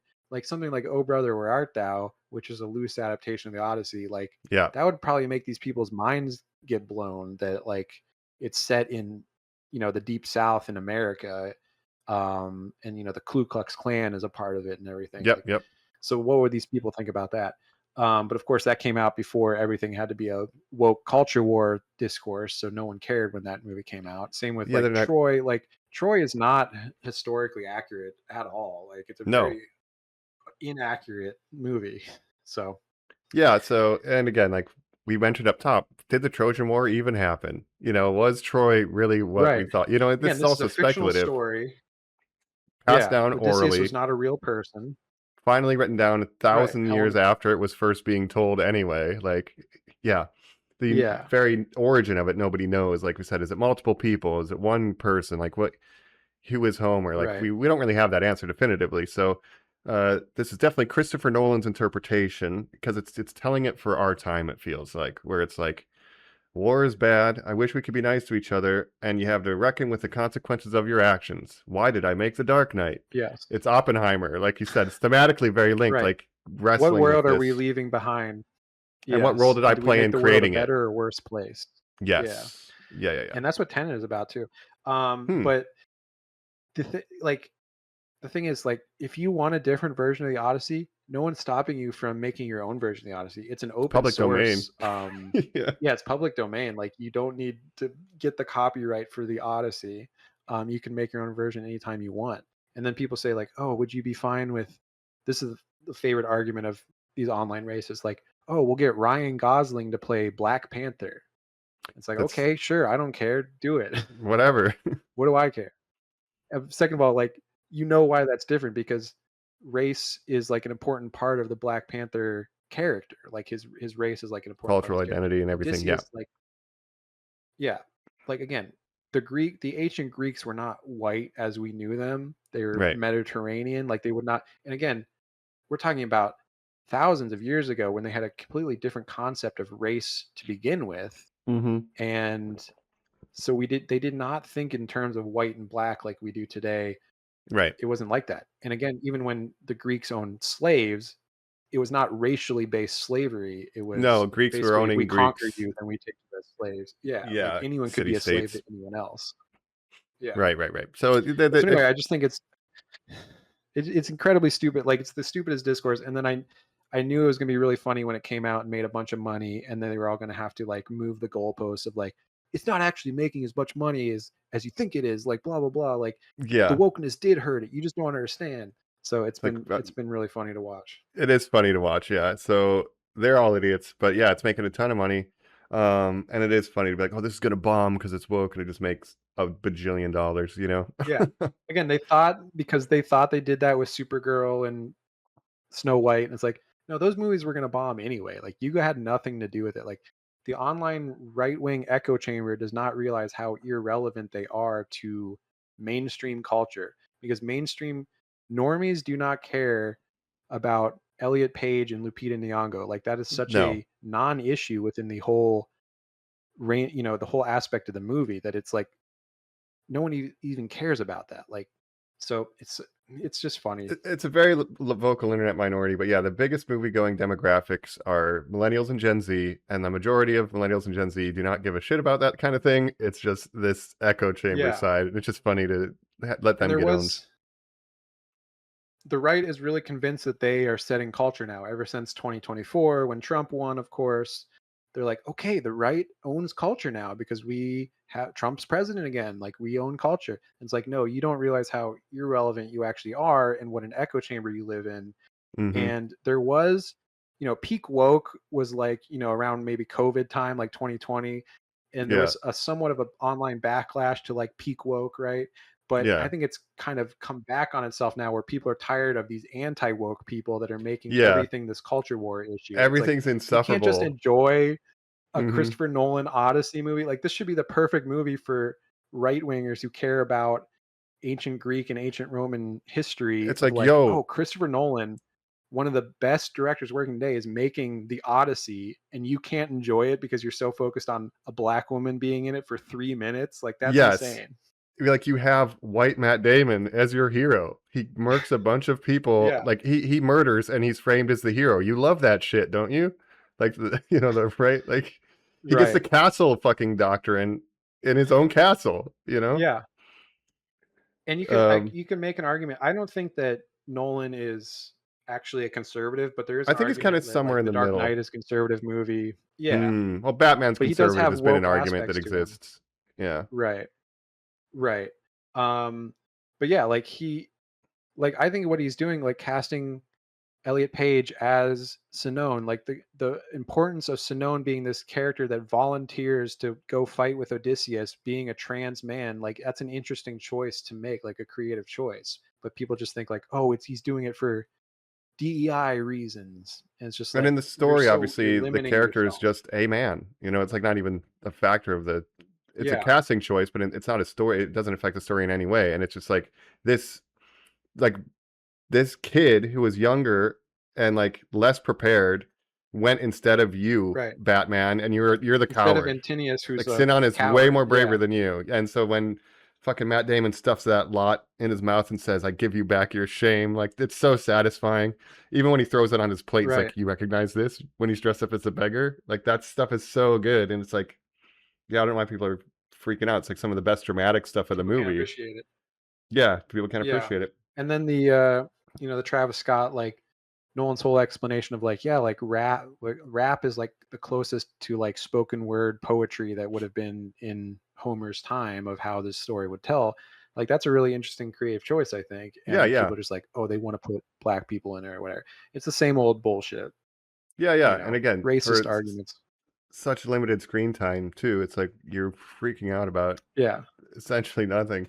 Um, But I just yeah, think I it's don't get it. bad that the richest person in the world is like an open Nazi. Like I do think that's a bad thing. I think it's bad that all of the quiet parts are being said out loud, not to stray too far from. But it is what world are It's we leaving? What world are we entering? Right? Because it's like all the bad shit is just out in the open right now. very Um, true, very true. And I just think if you're not on Twitter, like you don't understand like how open the what used to be dog whistles, like you can just basically tweet out white supremacist rhetoric. And used to have, there used to be moderation of like you can't put hate speech on social media sites, most of them. But with Twitter now, it's like the wild wild west. You can literally do anything, and not only will they not ban you, but Elon Musk will probably retweet you. he'll So boost you. Well, if you could it's a put that wild, rhetoric it's on wild. the White House website, yeah, I think the guardrails are unfortunately off right now. Um, Yeah, but the richest person in the world is right. a Nazi. Like Yeah. I'm not being hyperbolic, I don't think. So I you don't can think you're call being me a hyperbolic. woke lefty if you want. Yeah. Fair. You probably But think I'm some kind of woke leftist. Yeah. you're so I'm just woke. kidding. But Christopher Nolan. Well, to bring it back in thematic, like Christopher Nolan is kind of Yeah. he's seems like he likes some type of structure of rules. Like he doesn't like anarchy, right? He Like likes with Bane. tradition. He likes But it has yeah, to be the right people have to be in charge of the rules, but we need structure. So the whole thing of breaking Xenia and this. So right. he's like, there's no rules in the world we live in right now. Is kind of how to tie it back in. And so Matt Damon and this is like, Yeah. hopefully the next generation, Temelicus, figure it out. We need some structure again. Right. So literally the right could get behind, like the right could say like get behind this movie and say like actually this is a conservative movie and there's reasons for that. And instead of doing that, they're just so blinded by wokeism and racism that they're like, oh, black woman, oh, trans man, oh, we can't like Right. this. So And it's they're like limiting their own enjoyment of something that they of should art. like. That's Yeah, the yeah, funny exactly. thing Like about you it. Yeah. should like this if you could just get past your blind anger. Because like you think there's right. We Yeah. kind of, Like but Odysseus that's is fine. like, yeah, very obsessed with honoring tradition and Zeus's law and stuff and upholding the structures of the world. Also, he's into cheating on So his spouse and not getting in trouble for it. That's pretty. I think they're into right. that, right? No consequences for me. Traditional family values. Yeah, Yeah. yeah. But Um, we're here in final thoughts, and I did want to Yeah. shout out. We didn't talk about it yet, but the soundtrack, the score. Yes. Again, we have our guy Ludwig Göransson. He killed it on Mandalorian and Grogu, a movie that we didn't even like, but the soundtrack was No. awesome. Mm-hmm. And then this movie has a very interesting soundtrack because, of course, Christopher Nolan, he didn't want to use a traditional orchestra. He only wanted to use instruments that existed in that time period and like weird percussion and flutes and things. Yeah. And I mean, what did you think of the score in this I movie? think pack it up, boys. The Oscars run is done. You know, put his name on it. Like, it was Oh an man. incredible score. I know he did a lot of historical research with recreating some instruments that didn't exist anymore. These flutes, and finding specialists who knew how to play like the lyre and all this stuff. Like, he hired Yeah. special soloists for each of these traditional Greek instruments, and I think it's just such an amazing soundscape. And you haven't heard anything like it. I thought this might be his. Yeah. It's his least traditional, but it's his most ambitious work yet. In that sense, is how I look at it. And yeah, I loved it. And I thought you really had to like Ludwig, he's always trying something different every movie. Like even with Oppenheimer, and he did the music Sinners. on Tenet, which is his first Nolan movie. Sinners, He's my even the goat, dude. Mandalorian stuff. Like, yeah, I at first I was like, I was reluctant because like, oh, he's this young guy. He thinks he's like hot shit and all this, but like, it's undeniable at this point that he's one of He the is hot best shit. Like, he's got it. movie composers working today. Like, if not the best, because he's just so Of this creative. generation, And I think 100%. Sorry. yeah. I think he got to start doing the music for the TV show Community, where you met Donald Glover, Childish Gambino, worked with Donald Glover a bunch, and is Yep. now doing Christopher Nolan movies and winning Oscars. He has 3 Oscars already. Yeah. Insane. Because he did Black Panther, Yeah, Black Sinners, Panther, and Sinners, Oppenheimer. and he's probably got another one for this, if I'm being completely honest. Like, it's incredible. So yeah, give him the damn And Oscar again, it's funny already. because Hans Zimmer was Nolan's guy for so long. I mean, the Inception score was famous for the right. Bwam. That was Yeah, yeah, Hans yeah. Zimmer. Hmm. Wah. And now he's basically since Tenet been replaced by Ludwig. But Hans Zimmer has other things he's doing Dune and all this other stuff. But yeah, Yeah, just Ludwig, he's the man. the freshest takes, I think, in the industry. Yeah, he's always doing something new or different. Even Sinners, like working in like more folk stuff. Like, he's just always kind of, I guess, like hitting on the edges of like outside of the box thinking. He's great. He's great. That's all that matters. He's the best. Yeah. Um, And I did want to say, so like the sound design of this movie, overall, I liked it. It was very chaotic at certain points on purpose, right? And mhm. I do want to say, like, one of Nolan's like most famous weaknesses is the sound mixing of his The movies, mix. where Mhm. oftentimes the dialogue can be hard to understand. And I unfortunately did have that experience with this movie several times where there was just people were saying stuff and I was like, I have no idea what you just said. Hmm. That did happen to me several times in the movie. So I have to say, like, that's a slight knock on it's the same old Nolan of like, I just can't understand what they're saying. I need subtitles. Maybe when I For rewatch it Nolan. at home, all that Yeah. stuff. But like sometimes the score was sort of drowning out some of the lines of dialogue. So Okay. Fair. Um, well, I guess for my final thoughts, overall, yeah, I liked it a lot. It's not my version of the Odyssey, but I really liked the idea of breaking Zeus's law with the Trojan horse being the ultimate sin against the gods, and after that, society can never go back to normal. Like, something fundamental has been broken in civilization. We forget that the word civility is in civilization. It's the yes. bedrock of this whole thing working, is getting along with each other and treating each other with respect, and we've lost so much of that. And maybe this movie's kind of it's our generation's Odyssey messaging. It's not the traditional magic and the gods, but this is a 2026 appropriate themed version of it, I guess. Like PTSD, Yeah. war is And bad, the again, world broken. Nolan seemed obsessed with the idea of the world. Just what kind of world are we passing on to our children and our descendants? And are we leaving the world a better or worse place? And with both the Odyssey and Oppenheimer, it's like, no, the world is a worse place because of our actions, basically. And he just seems obsessed with that idea. Yeah, it's like we're leaving behind a world where We have constant wildfires and mass shootings and diarrhea lettuce. Like, what world are we leaving behind? No home ownership. Like, we're definitely leaving Right. behind a worse world, it looks like, because the previous generation, the veterans of the Trojan War, so to speak, the previous generation, is fucking selling us out. They made a sin against the gods. And Yeah. now the god is money, false idols, right? Like, I get it. The world is And again, broke. with Oppenheimer, he creates the atom bomb to end the war, World War II. Mm-hmm. And of course, he was creating it to stop the Nazis, but the Nazis ended up surrendering before it was finished. So then, obviously, we ended up using it against the Japanese. Twice, yeah. And it is a war crime what America did, because they killed millions of innocent people, innocent civilians. Yep. Or I don't know how many it was exactly, but it was a lot. Hundreds 2 of thousands. cities worth. 2 cities, yep. Yeah. So yeah, and he has to reckon And with having created that. He's implicated in, that's what yeah. to me, that's what's interesting about Oppenheimer, is the second half of the movie, of like him living the rest of his life and like having to reckon with what he did.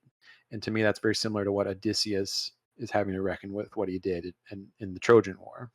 Yeah, especially like where he doesn't almost want to go home because he's like, what have I done? You know? Like, even Right. when he opens the gates, it's very, I am become death. Like, I let Agamemnon in there to fuck up all those civilians. Like, I did that. Oh shit, and he's reckoning Yeah. with that for the whole movie. And I think I've not seen the Odyssey told that way, and it's a very modern approach. Again, I want my weird fantasy doodads, but I think he did a good job with his version. Again, that's another thing that the right-wing culture war people were like, how dare he put these modern themes of war is bad, PTSD, and all this on Odysseus. My Odysseus would never feel that way. So I don't know. No, he would just blind. He would just blind the Cyclops, make fun of him on the way out. Yeah, he was just a bang cool a bunch guy. of other chicks before going home to his wife, and murder people in his Kill a home. bunch of suitors.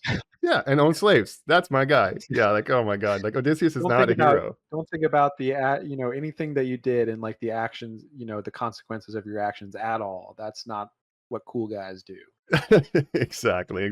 So there's a little bit of like, yeah, I like the complex, like, bro, chill. You are not being a good dude sometimes, and there's a little bit more of the heroic bent on this Matt Damon one. He has the grief and stuff, but yeah, I never read the Odyssey and think Odysseus is a good guy. He's just a very complicated person who's gone through a lot of shit. Complicated man. Yeah. Or a many doesn't always do the right thing. Man. Mm-hmm. Right? Depending on your translation. Man of many faces. Yes. Yes. So yeah. So yeah, that's the Odyssey. My only question is, like, where does Christopher Nolan go from here? Because after Oppenheimer, I was like, oh, how can he top this? And he's like, I'm doing the Odyssey next. And it's like, oh shit, okay, he's doing Homer's The Odyssey. Now, how does he top this? Where does he go from here? Everybody's saying you should do a horror movie after Circe and the Cyclops scenes, where it's like, yo, this is some spooky stuff. Imagine a 70mm IMAX horror movie, 90 minutes, get in and out, Nolan. That don't would gotta be go interesting. crazy. A Nolan horror movie. Yeah. Again, if you've never seen Tenet, right? No, I've not seen Tenet. Tenet, I think, is like his most misunderstood movie, but it's actually like a spy thriller. It's like his version of a James Bond movie, which is really interesting, but also with temporal pincer movements and stuff. Oh yeah, I guess the Odyssey does make sense for him because he always tells stories out of time, like non-linear, and like the poem is already structured that way. Time, yeah. Inception, Tenet, Interstellar. Even in The Dark Knight, he plays with time when he's like has to choose between Rachel and One whoever. Face. Oh, Harvey Dent. Yeah, One Face. I can remember who he was before. He's just One Face at that point. Yeah. Yeah. So yeah, I'm just interested to see where Nolan goes from here. And was never, considered myself a Nolan guy, but he's definitely grown on me to the point where maybe I am a Nolan guy now, because I respect what he does, and I'm just glad he's around, and I'm glad he's making movies. Yeah, I think he says he's not going to make a movie for another 3 years, but he doesn't seem like the guy who sits on his laurels, so I bet he'll be working on a script or something. But yeah, he's got another hit here. Such a draining experience from what I heard. Like, it was just so so much work to shoot this, and took so much endurance that like he's probably just tired. Oh, even But I'm going sure up he will to, have something out for the next couple of yeah, like the years. Yeah. palace in Ithaca, it was like a 45-minute hike just to get up there in the morning. And that's carrying the camera up, Oh all the yeah. crew. And like he could have taken a helicopter, but he walked up the hill every day, just like everybody else. Like he was on the boat, he was inside the horse. Like he doesn't ask his crew to do anything that he won't do, you know. So I respect Right. that passion and He that he's famously doesn't have chairs on set because he doesn't want people to like sit down because he just wants them to keep the energy up and stuff. But it's interesting to hear like actors talk about working with him and stuff, and like just the reverence they speak of about him with, where it's like it just seems like it they love working for him. And like hearing Tom Holland talk about it, it's like the first time he's ever been on a real movie set where he's like, oh, you can shoot things without like everything being green screen, Yeah, like you yeah, shoot we were on real joking about that. locations and stuff. He could be Yeah. on a real place. That's why he has a hard It seems time. like he's really opened Tom Holland's eyes of like the way you can make movies other than MCU movies. But I'm excited for the new Spider-Man because it's a different director, Destin Daniel Cretton, who did Shang-Chi. Shang-Chi, Mm-hmm. and yeah, so we'll have to see that in a couple weeks because of course that is coming up soon. That's true. They gotta just keep like a green screen out of frame for him. He needs like a security green screen. So he's like, this is what I'm more comfortable with. And then Right. he'll act better. But what do we have coming But let up? me Do look we at know? let me look here. So yes, so this week we did the Odyssey. Mm-hmm. Now, next week, so speaking of Agamemnon in Troy, we have Hmm. Brian Cox, right? And of course, Ah, Brian Cox was in the X-Men, X2. yes. And next week, we're returning to the X-Men. We're talking X-Men: The Last Stand. Speaking of Mm-hmm. X-Men, we just got the Avengers Doomsday trailer dropped today, That's right. featuring our X-Men. So X-Men is in the news a lot. We got a Cyclops in this movie. Yeah, hey, nice, Um, nice. That was good. That was good. Yeah, so we've got X-Men next week, and then we're going back to the theater for several of the actors that were in this movie: Tom Holland, Zendaya, Menelaus, the Hmm. Punisher. That's We're right. talking Yeah, Spider-Man: Menelaus. Brand New Day in 2 weeks. 3 of the actors that are in this movie are in that movie. So Spider-Man: Brand New Day, and then that'll be the first week of August. Then we've got Hot D coming up. We got Hmm. X-Men 97, speaking of X-Men. So we got some new shows, we got some X-Men, we got some new movies. So some exciting weeks coming up. Hell yeah. Well, very much looking forward to those. And otherwise, Hell yeah. we've been Sh- your Odyssormies out here. Shout out to Colin wearing his favorite guy trying to get back home shirt, Back to the Future. Back Uh, to the Future. Yes. yeah, trying to get back through time. Nolan loves it because it's timey-wimey. Check out Watch O Brother Without Thou if you haven't. Great movie. It's a fun Um, watch. watch Martin Scorsese's After Hours. That's a great Odyssey movie. Hmm. About a guy just trying to get home. So again, that narrative structure, even if it's not explicitly based on the Odyssey, has been reused and reinterpreted many, many times over time. So Yep, overall, the Odyssey, Christopher Nolan, we liked it. we recommend it. Um, See it on the biggest screen you can find. yes, It's my recommendation. yeah, if you can see it in IMAX, it was definitely worth it for me to experience it that way. And I'm excited for Dune Part 3. I'm going to see that in IMAX. Looking forward to that. Should probably get my tickets for that now after seeing what we've just experienced with this one. Right. Again, I was able to get that Sunday night ticket like a week ago when it was almost all sold out, but I got front row Sunday at 11 p.m. Not the most ideal time, but that was all I could get. Hey, Uh, but you went on the but journey. yeah, I've been seeing people say you got to watch it in 4DX, and then they have their videos of in the theater, and it's going crazy.